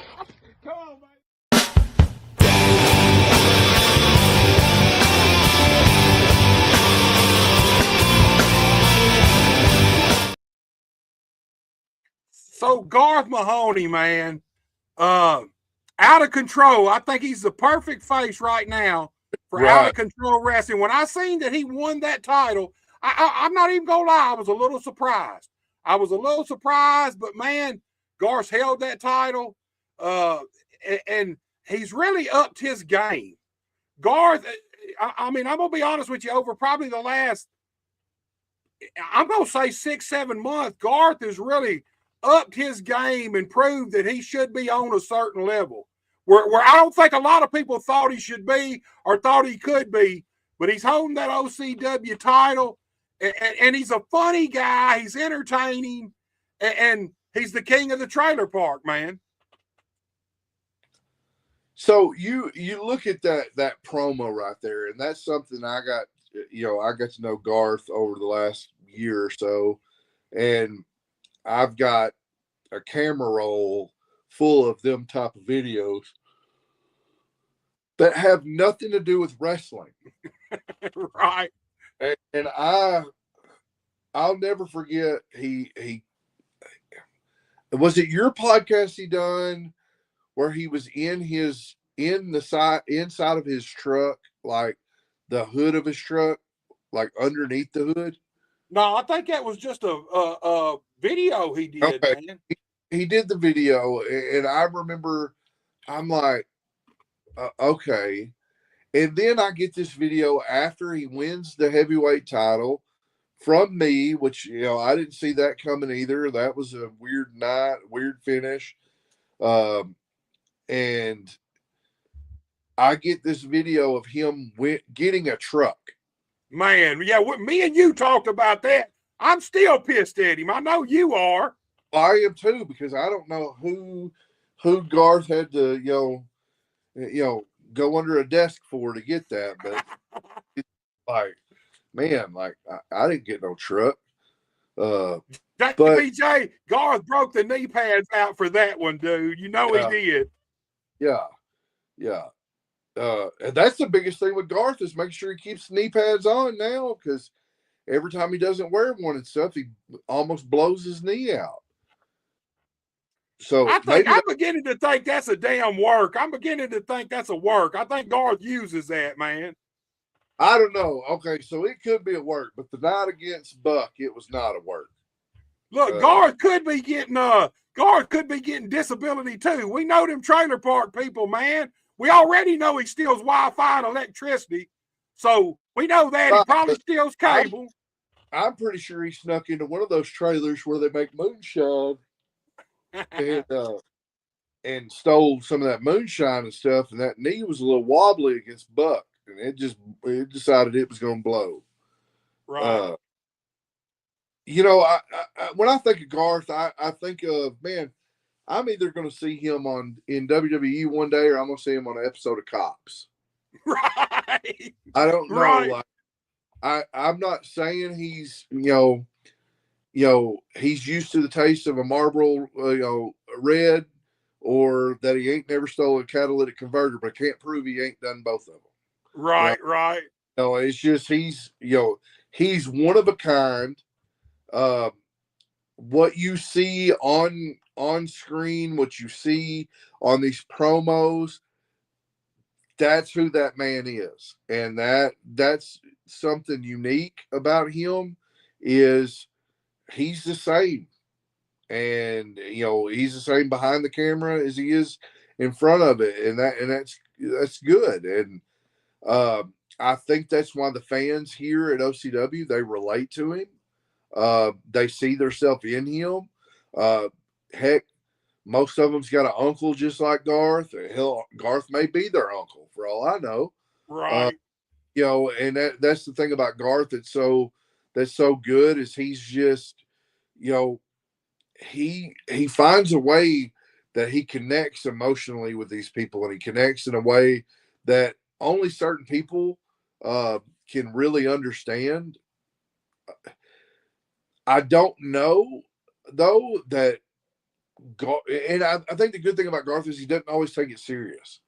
Like Saturday night, he wrestled Austin Everest had wrestled a match earlier on the card, actually opening match, and Garth, Austin had called Garth out before the match started, and Garth's music played, and no Garth. Well, Austin's in the middle of his match, and sure enough, out walks Garth to go to the concession stand. He said he was thirsty. That's all I know. And it cost Austin Everest the match, and Austin's blaming Garth for everything.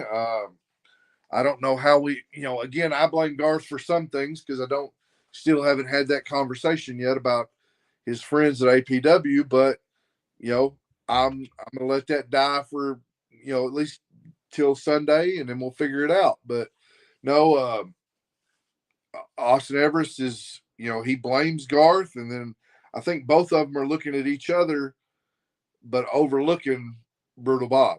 Brutal Bob, right? I agree with that. And Everest had some words. Everest, man, once he started talking, he ain't quit yet. So he had a promo. It's the good, the bad, and the brutal. Valentine. Saturday night, Garth Mahoney, I'm going to do to you everything I've been saying I'm going to do, and I am going to take everything from you like you took everything from me. See, they might call you champ for short, but it won't be for long. And Bob Evans, let's talk about you right now. Bob, it is an honor to get to stand across the ring from an all-time great like yourself. And Bob, the mountaintop Austin Everest, has to tell you, I just have to. It's not personal. It's just business when I leave you laying in the death zone. And Garth Mahoney, I'm going to rip your title away from you, just like I did your shirt.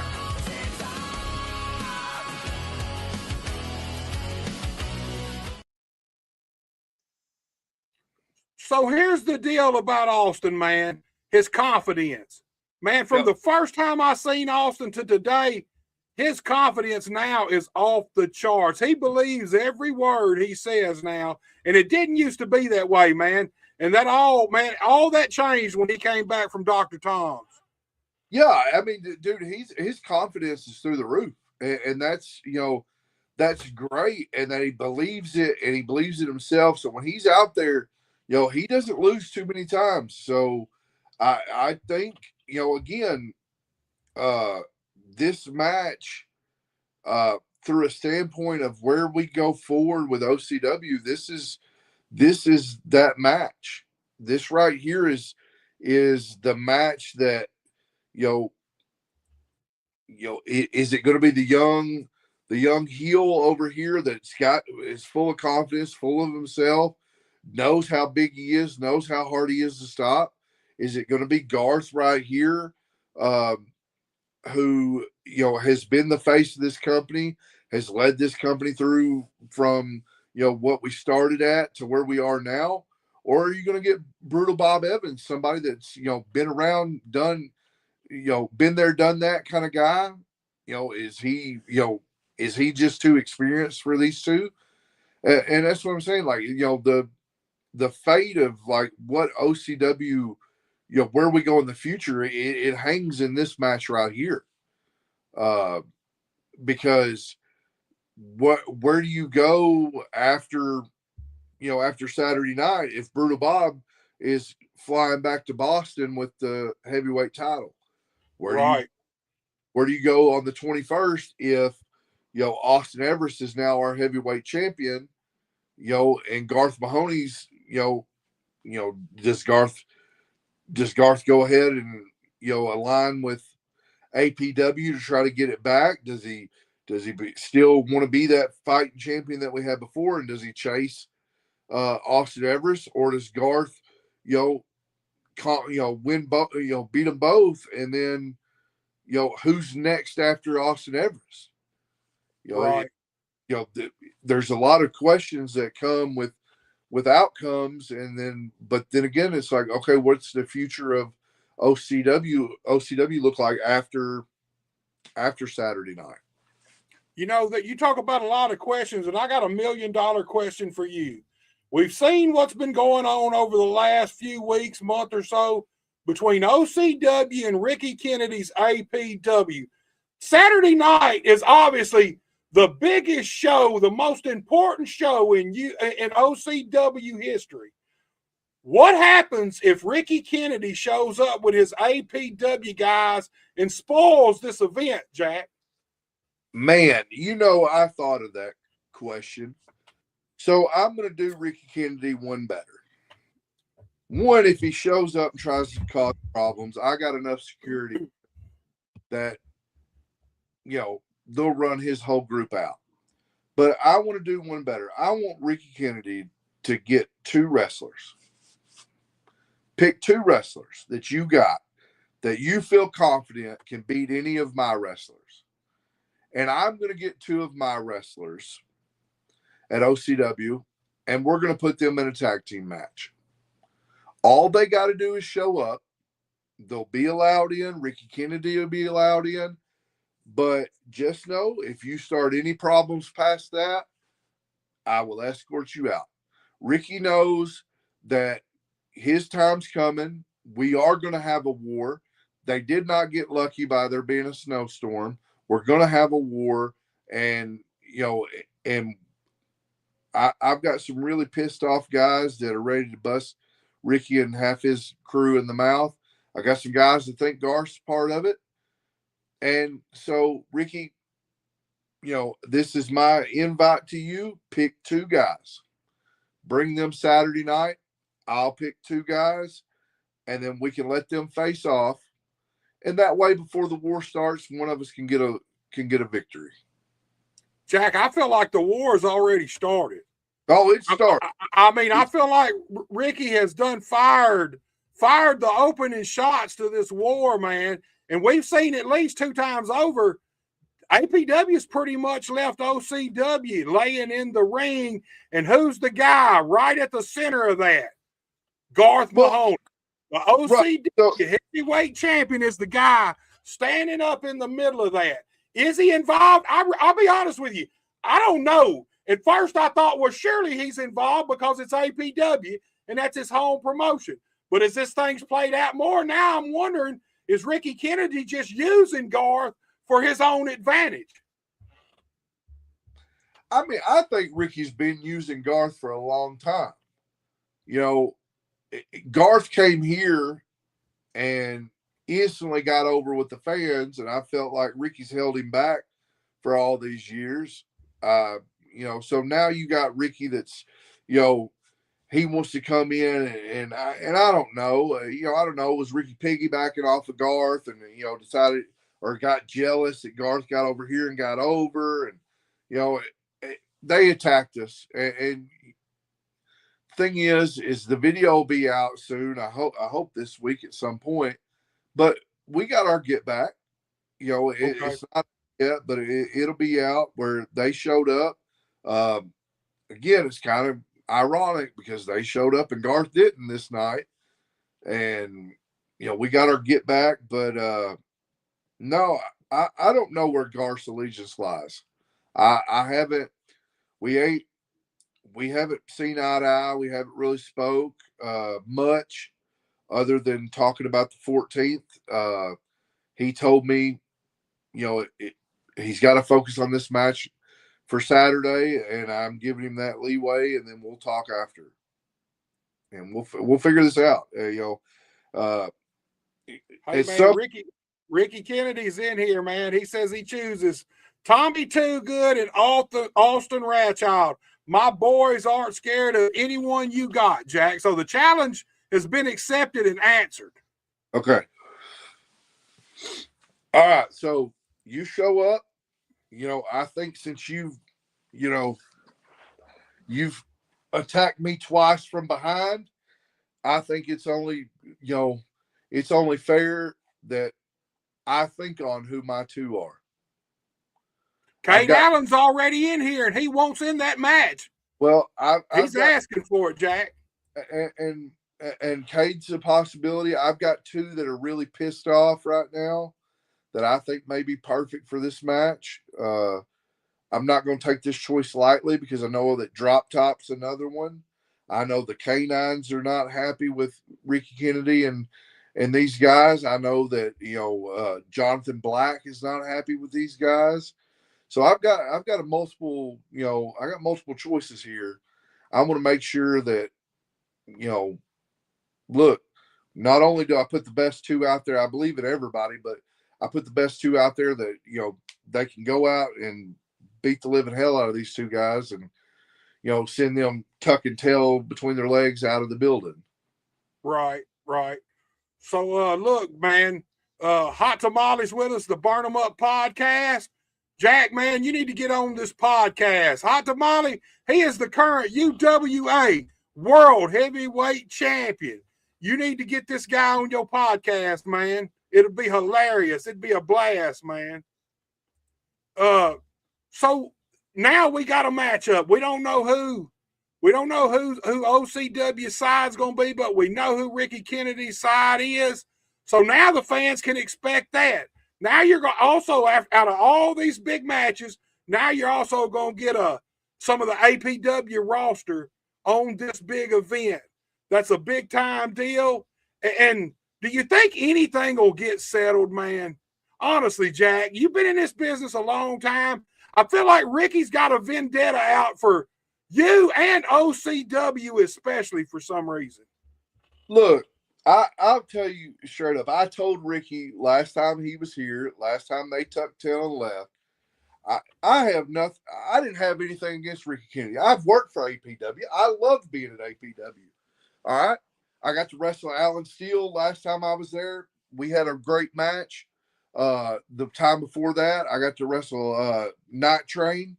And we had a good match. It entertained a lot of fans in Cherry Valley. I don't have not one thing against, Ricky. Now, if he feels a certain way about me, that's fine. He can man up and come see me face to face. I'm not hard to find. But if you don't want to man up and see me face to face, tell your little heavyweight champion out there who's running around with that little belt he is, claiming he's all APW. I ain't seen him show up one time yet. So tell him he can show his little ass up here and stuff, and I'll take that little belt from him. And then now Ricky Kennedy's got to deal with me every time he has a show. Heard it right there from the horse's mouth. I'm anxious to see how this interpromotional feud plays out in the end. There's a lot at stake right there going on with this. But Jack, you talking about a lot at stake. That brings us to what I'm assuming is going to be the main event of the evening. And you got a personal vested interest in this one. It's for the UWA Heavyweight Championship. JPJ, Jack Parker Jr. versus the real one, Enzo. Talk to me about this. This is a big-time matchup. Let me ask you straight off like this, Jack. Is this the biggest match of your career to this point?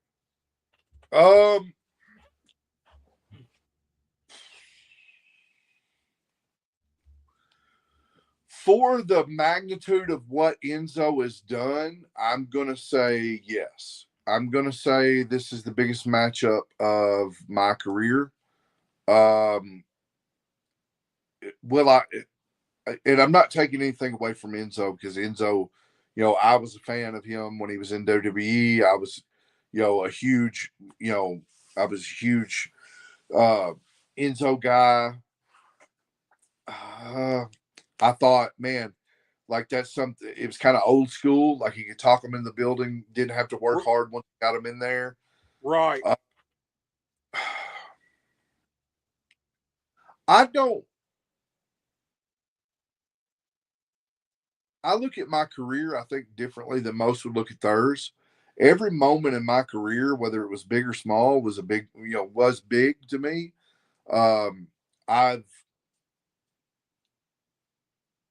I created a list a long time ago of like some of the top heavyweights in the world that I wanted to work, and I'm not talking about the guys that were in WWE and things like that. I'm just talking about just big names names in general of who I considered some of the top heavyweights.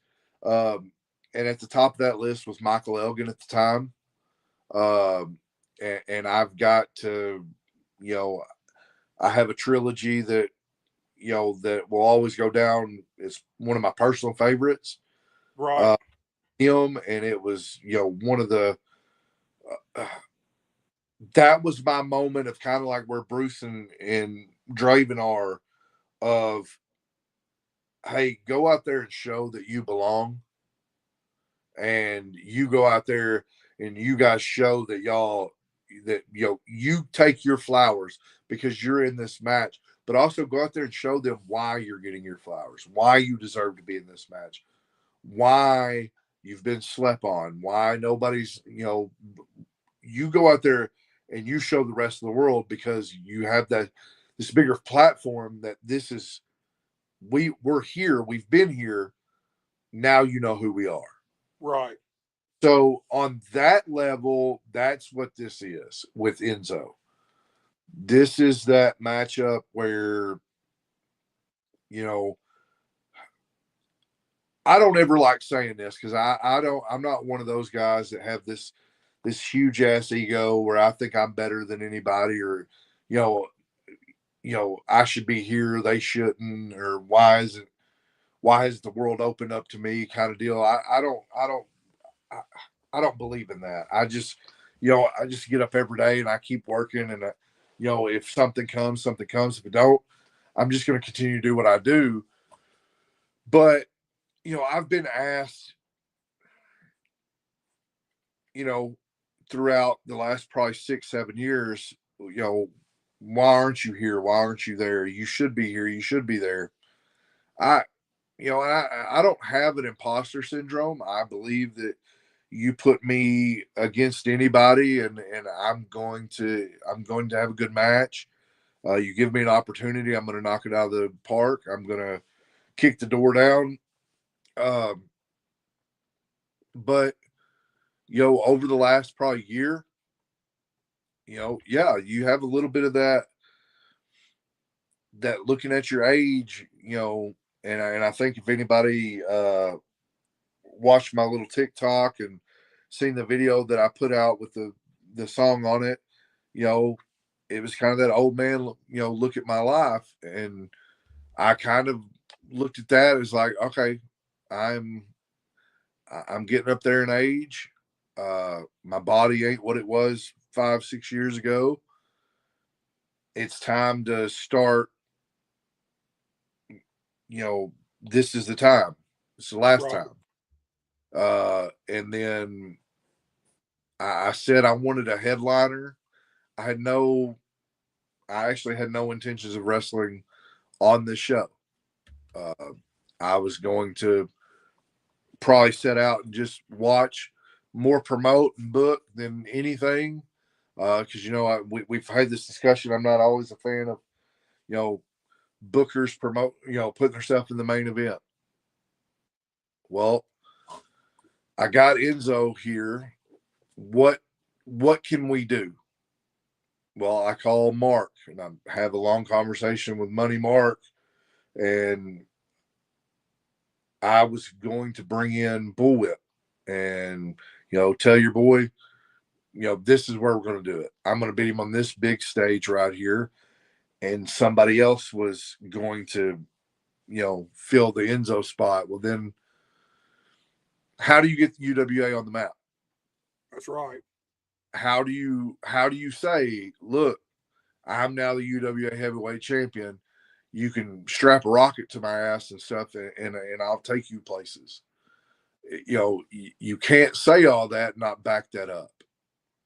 Right. So that was where the thought started changing. Then the rest of the team at OCW were like, you're wrestling Enzo, you're doing this. And so I reluctantly at first was like, okay. And then the more I started thinking about it, and the more I started thinking about my age, and then I'm sitting here watching shows out here, and I got, this kid from Mexico, this dancing taco that I can't tell you how old he is because I don't really know. He's going out there, and I feel like, man, he looks like a kid. And then, and then all these younger guys, I just, man, I think over the last probably 6 months, I stopped being as hungry as I was before. I've, personal stuff, then taking over as Booker. And I didn't want nobody to think, oh my God, like, Jack's just booking himself, to be. Let's hold right there for a second, Jack. You mentioned that about the booker, and as wrestlers, we all hate that, and it is a problem unless the biggest problem with the promoter booking himself in the main event is if he cannot carry the ball. That's the thing. Go back to Jerry Lawler. Why was Jerry Lawler in the main events and he owned the territory? Because he could carry the fucking ball. Simple as that. So that's where that kind of goes out the window. That's only an issue when you got guys that couldn't be in the main event unless they put themselves there. You got a guy who is main event and can carry that ball, and if that happens to be the guy, the booker, then do what's best for business. If booking yourself against Enzo Amore is the best matchup for the fans, the people, the UWA, OCW, and everybody involved, then do that, because that's the marquee matchup. It only becomes a problem if you ain't main event material. Right. And that's the thing. Like I said earlier, I'm not one of those guys that have that crazy ass ego. My ego's show. It's for the fans. But I do live by that motto of I take 0 days off. And I wasn't 6 months ago, I stopped being as hungry. When you're the booker, it's not about you. It's about the promotion. Right. So I kind of, in my own career, stopped being hungry. Well, then somewhere along the line, I got reintroduced to this, cowboy hat wearing, loud ass, right. bullwhip Ballard. And you go through this process of kind of reminding yourself of who you are. And then I went out there for, several weeks in a row, and I had these matches where I've got guys coming back to me going, man, that's the best match of my career. And then you start reminding yourself again, just who the fuck you are. And it's like, right. It's okay. I've been telling myself for a minute, all I want is a seat at the table. You give me a seat at the table to prove that I belong here.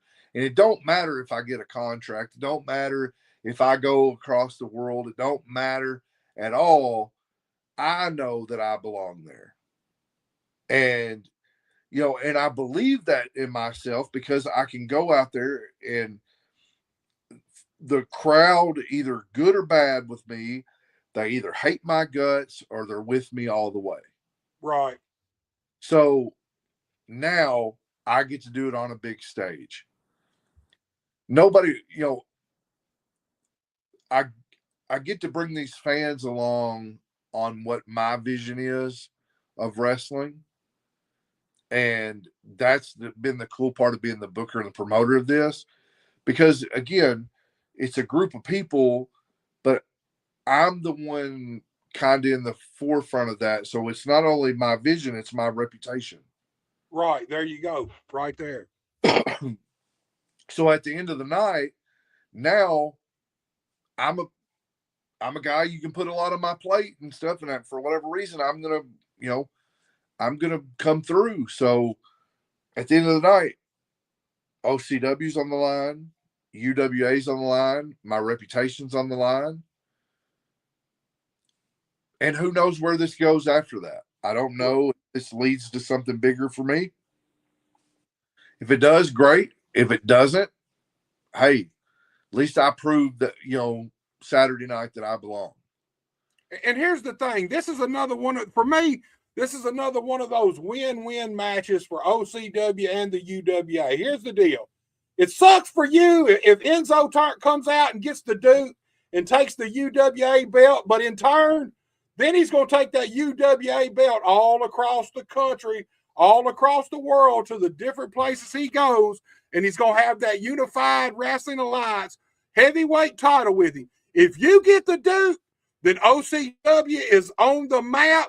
UWA is on the map. You got that signature victory right there over Enzo. So I don't see how this is a no-lose situation for OCW and the UWA, in my opinion.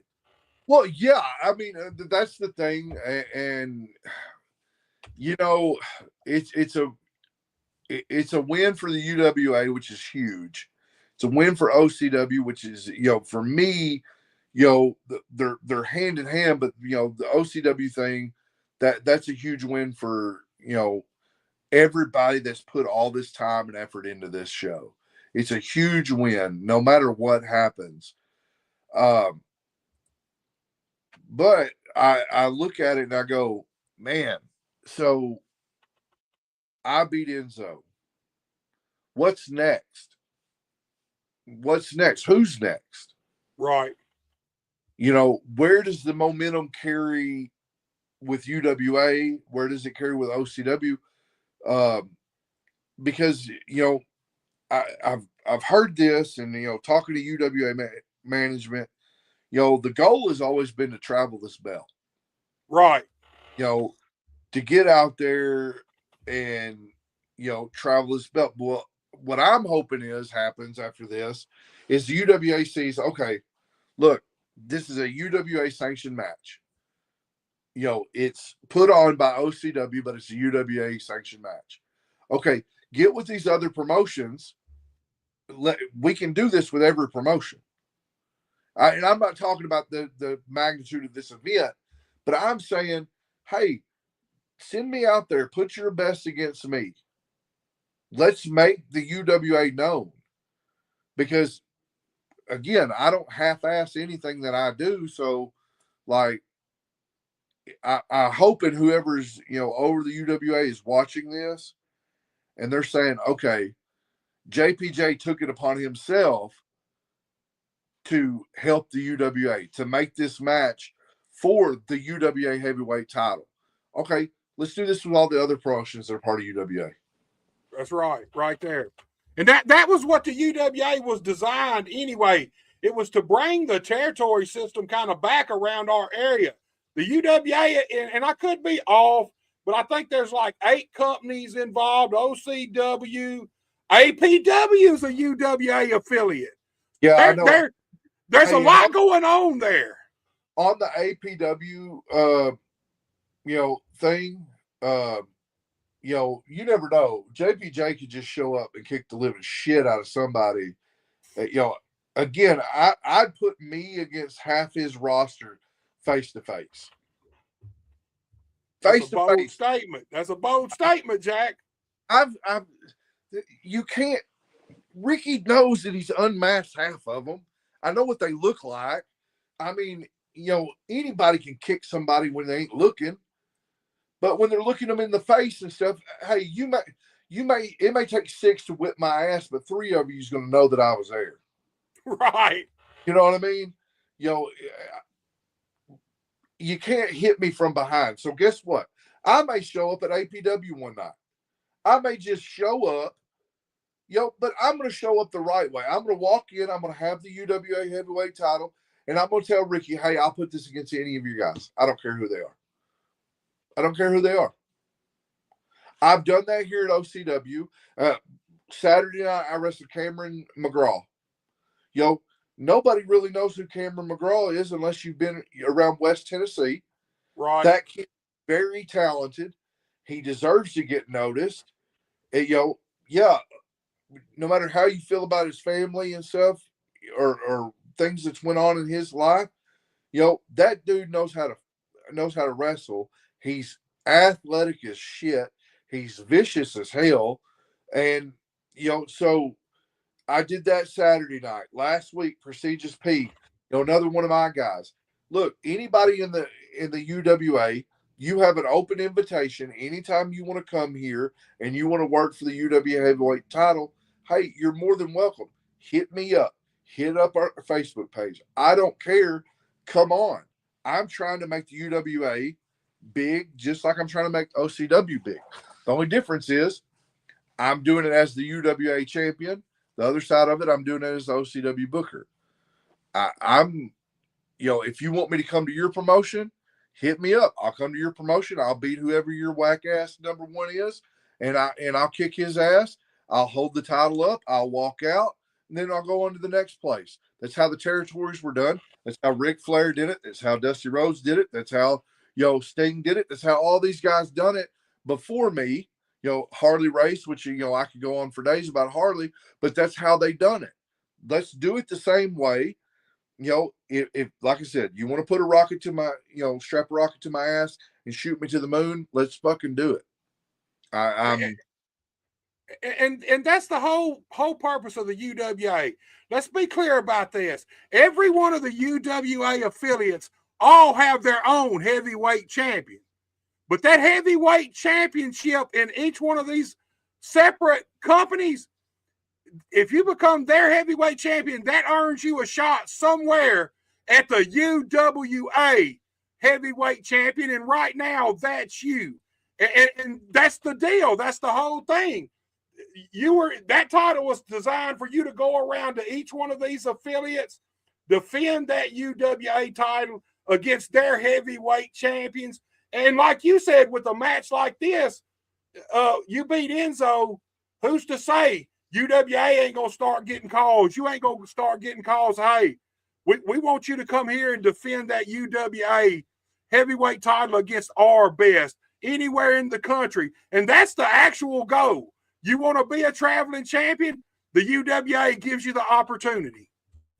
Look, I grew up,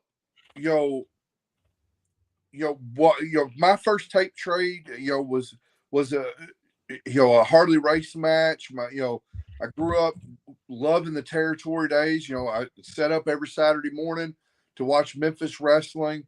I know, and I love the territory system. I know it's dead and gone, and people think it's dead and gone, and you can't do it. Well, the thing is all these guys got to work together. Right. There's no damn egos in this shit. Like, let's set a pay rate for your guys, your champions. Set a pay rate. Don't have it astronomical where these smaller promotions can't pay the fee.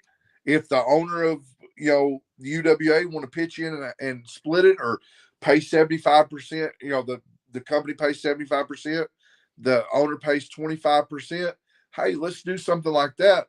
But let's get these guys on the road where the top tag teams, the UWA tag team champions, can face TIWF's tag team champions. Right. Let's do that. Let's show that this can be done. People said it in the state of Arkansas for a long time. You couldn't put on a big promotion or a big show or a big event. Right. Well, I've watched it a few times, and I'm about to do it Saturday night. So it can be done. We can all work together. And if you don't like another promotion or you don't like what they're doing, you ain't got to be part of the UWA. Right. Or just all you got to do is fucking work together. Like, none of us should be out there trying to undercut another promotion. I want everybody to succeed in this business. I don't give a shit. And I say this nicely about him. Ricky Kennedy, I want APW to succeed. That way, every time I come into APW and I kick the living shit out of somebody at APW, it's going to be a full house. Why would I not want that? Why would I not want competition down the road, 30 miles down the road? We know of a promotion that's running Friday night and Saturday night right around here. They brung in a superstar. Hey, great. I hope they succeed. I hope they pack out. I'm not worried about these other promotions. I'm worried about OCW. I'm worried about the UWA. But I ain't got no beef with anybody on any other promotion. Like, we should be working together, especially with the UWA, and making it bigger than what it is right now. Right, and that's the biggest issue, period, in wrestling in general, but it's bad around our area that everybody needs to drive. Look, here's the thing. The wrestling business around our area is going to be exactly what it is right now until everybody pulls back and realizes, hey, we need to work. We may not like each other, but we definitely need to work together at times so everybody gets more well-known. And bring the pay scale up around our area for wrestlers. That's a big problem too. Wrestlers can't make money. They cannot make a living around our area right now, specifically just around our area. They literally have to go other places, other states to make money. And then time you add the travel, the trans, the motels, the food, they're still losing money. This territory used to be our area used to make money, make livings for 10 or 15 guys at a time all year round. Yeah, so this is such a hard topic because I'm also a booker, so I have to follow a budget. But I'm also one of the boys, so this is also like one of those really hard topics to talk about. I understand smaller promotions can't pay out the same that I understand that smaller promotions can't pay out the same that some of your bigger promotions can pay. I understand that. I get that. But I think, first and foremost, go get sponsors. Go get some, banners you can hang on your wall, your wall that can pay for your shows, or help pay for your shows. Also, like that's kind of what this show Saturday night's going to do. That's the plan was, okay, we have a big show, we make a little bit of money, where we can, pay the guys more, right. Pay them deserve. Again, I know what it looks like starting out. You starting out, you don't make a lot of money. You pay your dues. You pretty much work for a hot dog and a handshake, and don't. I want everybody to know I've been there. Right. You've been there. Right. You know what that work looks like. But you do it because you love this. And then once you get kind of to a certain level where you go, okay, well, I'd like to make a little bit of money. This is a business. This is the wrestling business.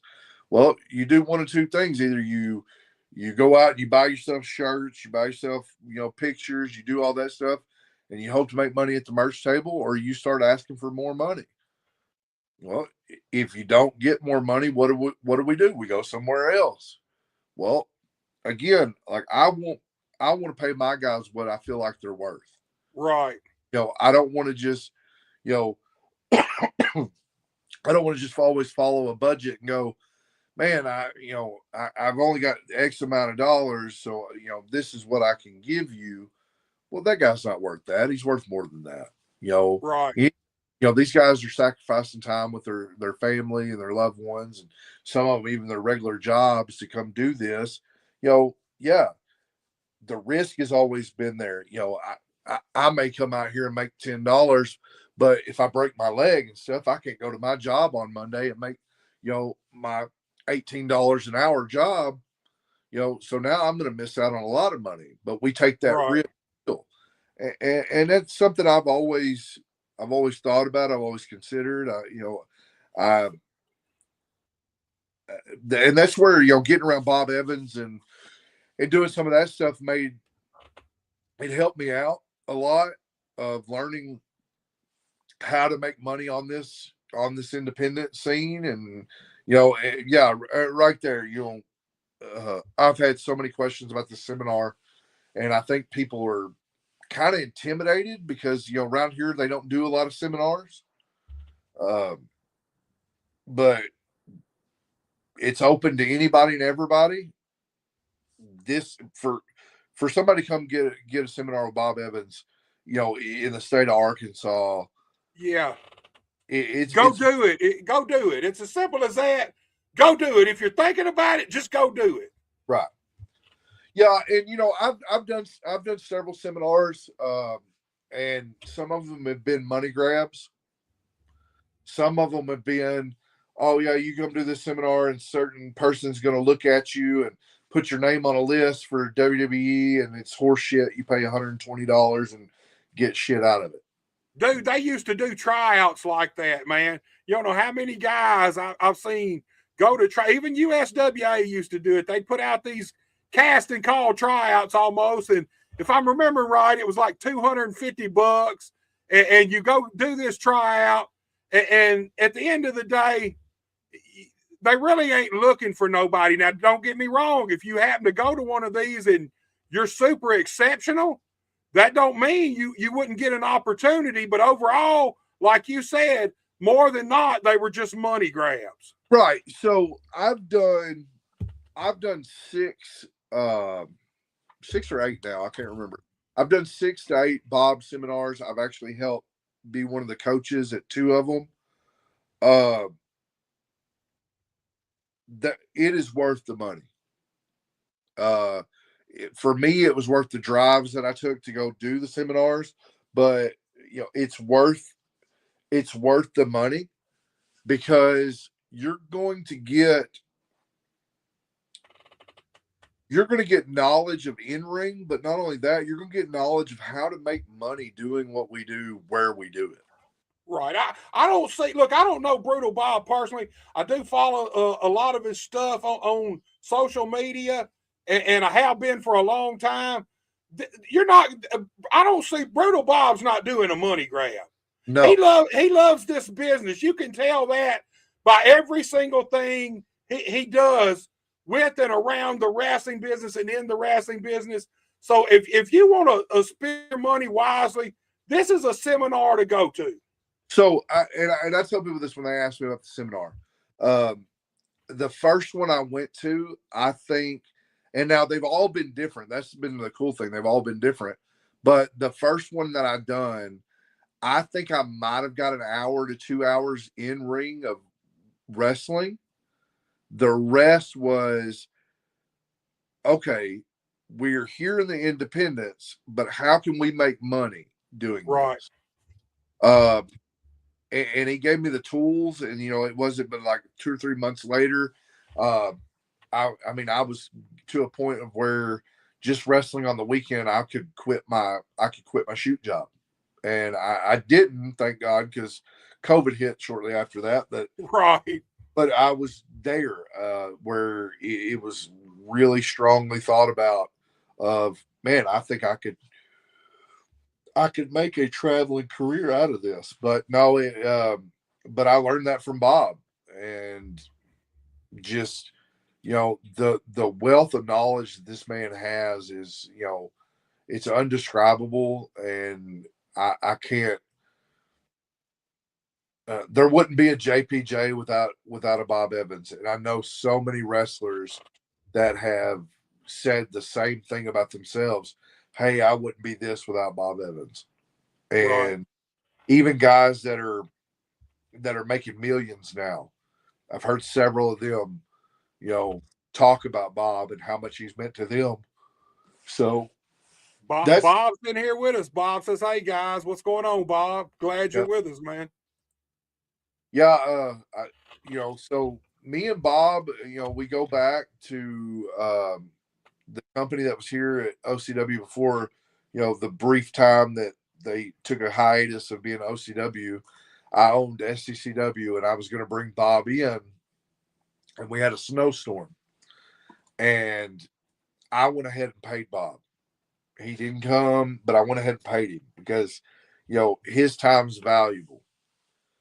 And I think I earned his respect that way. And so he took the money. He said, "Hey, let's use this. How can I help your career?" So the thing about Bob is being of service to the promotions that we work, being of service to the fans, because that's what we are. We're in the service. We are serving a purpose, and we're giving a service to these people. And that's the thing, whether it's I come into a promotion and, hey, what can I do to help? Promos, promo picks, coming out, maybe, getting here and working with the younger talent, whatever I can do to help the promotion out, that's what I want to do. But the biggest thing is teaching that to these younger guys, and that's the cool thing about Bob's seminars, because I see so many guys who've been to Bob's seminars that literally are passing on the knowledge. And then now you get to meet the man in person. He gets to teach you that knowledge firsthand. Well, what do you get to do?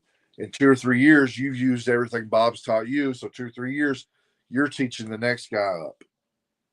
And if guys don't do that, eventually that bridge between old and new won't be there no more. It'll die out. So, I mean, it's a big deal for somebody to pass their knowledge on to the up and coming guys in this business. I mean, that's just as simple as that, because if you don't, that knowledge will disappear. Oh, absolutely. 100% will. And I think that's the bad thing. I think there's places, and I'm not one to go into names, but there's places where the guys who were on the top level, they didn't really pass on that knowledge to the guys. And I think in one area, that's where that place died at. And it's just one of those, like, man, I'd almost say, like, we have a duty in this brotherhood, because we all consider it a brother and sisterhood. We have a duty to the next one up. Right. We have, because if you truly honor this business, why are you not passing on that knowledge to the next guy up? If you want pro wrestling to have a future, you need to pass that knowledge on. Right. I mean, it's as simple as that. These young guys are the future of our business. So the more knowledge that you can give these guys, the better off the pro wrestling business is going to be as a whole. Well, I mean, you look at it in a sports sense. We watch football. Yeah, you get to a point where a Brett Favre doesn't want to pass on the next to Aaron Rodgers, but he's still done it. Right. Because he owes it to football. And we owe it to wrestling. I remember a couple of years ago, before he passed, Kobe Bryant wrote the love letter to basketball and what basketball had done for him. And I think every day, like, we get to go out and live our love letter to wrestling. Well, why are we not passing that on to the next person up? Why are we not, we owe it to wrestling. Because if you think about it, if the guys before us didn't pass it on to us, this would be dead. Right. Look, Jack, this thing is scheduled. We can't get on here, me and you, apparently, and not do 3 hours. Look, this thing is scheduled to go out at 10 o'clock because we started late and I didn't adjust the end time. We got 8 minutes. I hate to start cutting this thing short, but I want to give you plenty of time to plug the seminar first. And I know this thing, it ain't just the seminar and the wrestling at night. This thing starts at what, like 8 o'clock in the morning? Give everybody all the particulars. Yes. So let's go. Let's break it down. Like, so 8 o'clock in the morning, like, a big community-wide event that's going to lead into the meet and greet starting at 12 noon. It'll be in the school cafeteria. We've got food trucks, we got vendors, we have we have so much stuff going on. And then Gallows, Anderson, Enzo, Abaddon, all of them will get there around noon. You'll have your meet and greet, but at the same time as the meet and greet's going on in the gymnasium where the event will be at, we'll have Bob Evans' seminar going from 11 to 4. We'll take a quick break from 4 o'clock till right before showtime. We will have 2 VIP matches before the show starts. So starting about 6:30, we'll start one of the VIP matches and then run it up till bell time at 7 o'clock. Let's see what else. Man, that's about it. Like I said, if you want to, come on down. If you haven't got your tickets, come early. Come for the, community event. Get you some good food. We got, like I said, we got food trucks. We'll have vendors inside. We're, Lord willing, that the weather, I know it's showing rain, but I think I think we've got everything figured out of how to move it inside if it does rain. but we got mechanical bulls. We got things for, the littlest kid to the oldest, oldest adult that wants to come out. Tickets are still on sale. Not with Eventbrite anymore. We're with, now we're over to our Cash App. You can get tickets day of. Let's see what else. Yeah, just come on out. You're going to have a fun time. If you've never been to a wrestling show and this is your first one, it's the first one to come to. You're not going to be disappointed. Bring your entire family. OCW, while in name is Out of Control Wrestling, we are very family friendly. You're going to, you bring your whole family, and you don't have to worry about going to church on Sunday and having to, ask for forgiveness. I promise you that. You're going to be in good hands. I'm trying to think. Is there anything else, Buster, I'm forgetting? Lord. Dude, man, I think you nailed it all that I know of, man. It's not just a wrestling event, man. This is an event unto itself. There's something for everybody. Like you said, food. There's stuff for the kids to do, meet and greets, the seminar. I mean, this is a whole deal, man. Big event, Jack, man. And I'm gonna tell you right now, dude, I am so anxious to see how the final play of this thing, how it all plays out, dude. Man, I think you've done a wonderful job promoting this thing. And this is an event, man. You pull this off. This is something you can be proud of, dude. This is something it's a feather in your cap as a booker, as a promoter, and as a wrestler, Jack. And also, so before I jump off here, I want to thank, our sponsors, and I can't name them all right now. I mean, first, AutoZone of Paragould, Arkansas Muscle, which are main two, but I want to thank everyone every vendor. I want to thank every food truck, everyone that sponsored money. I want to thank all of them. I want to thank all the guys at OCW, all the other, people being a part of this show that have taken their time out to either cut promos, send stuff, share the flyer, all that. I want to thank them. And then I want to thank the main crew, which is, Ronnie, Shannon, Blackshear. We couldn't do this without them. Then Jen Hedge, for everything she's done. She, like I said, she's been the rock star on the sponsorship world. She's been the rock star on getting merch stuff for us, and event placards for us to walk around the whole day with. She's been the rock star there. I want to thank Crystal Parker, Stacy Ludwig. They also been rock stars on getting sponsors or in attempting to. They went out and talked to everybody. Jen, she went from, good Lord, she went from Paragould all the way to Missouri trying to get sponsors, and then mainly I want to thank Anthony Ludwig. This man does not get enough credit. Not a lot of people know who he is, and I think he likes it that way. But this man has been my right-hand man on all this. So this is a testament to all of us. I don't want to just say it's about me and this is what I've done, because it's not. I can't take, I can take a portion of the credit for having the idea, but, these people have all come on board and put it all into action, and I couldn't do it without the guys. So Saturday night, like I said, it's going to be an event unlike any other. And I mean that because, I've been it's been on our Facebook hashtag, Let's Get Out of Control.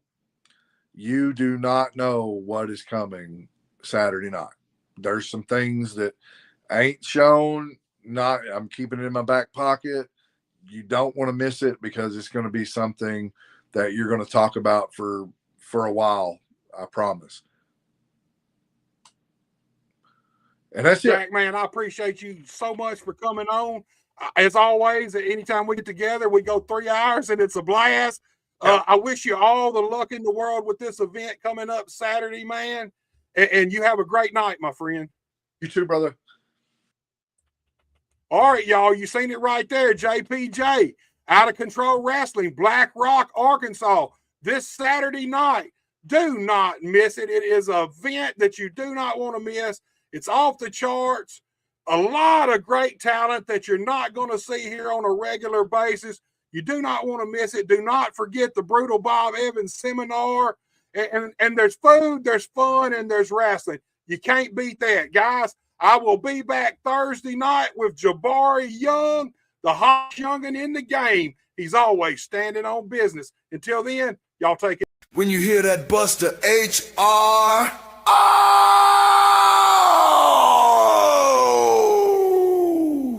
man, it's about to go down. You feel the tension in the air. Wrestling fans all over the world, get ready for this right here. They're gonna have a field day with this one. You're about to witness Buster Unmasked.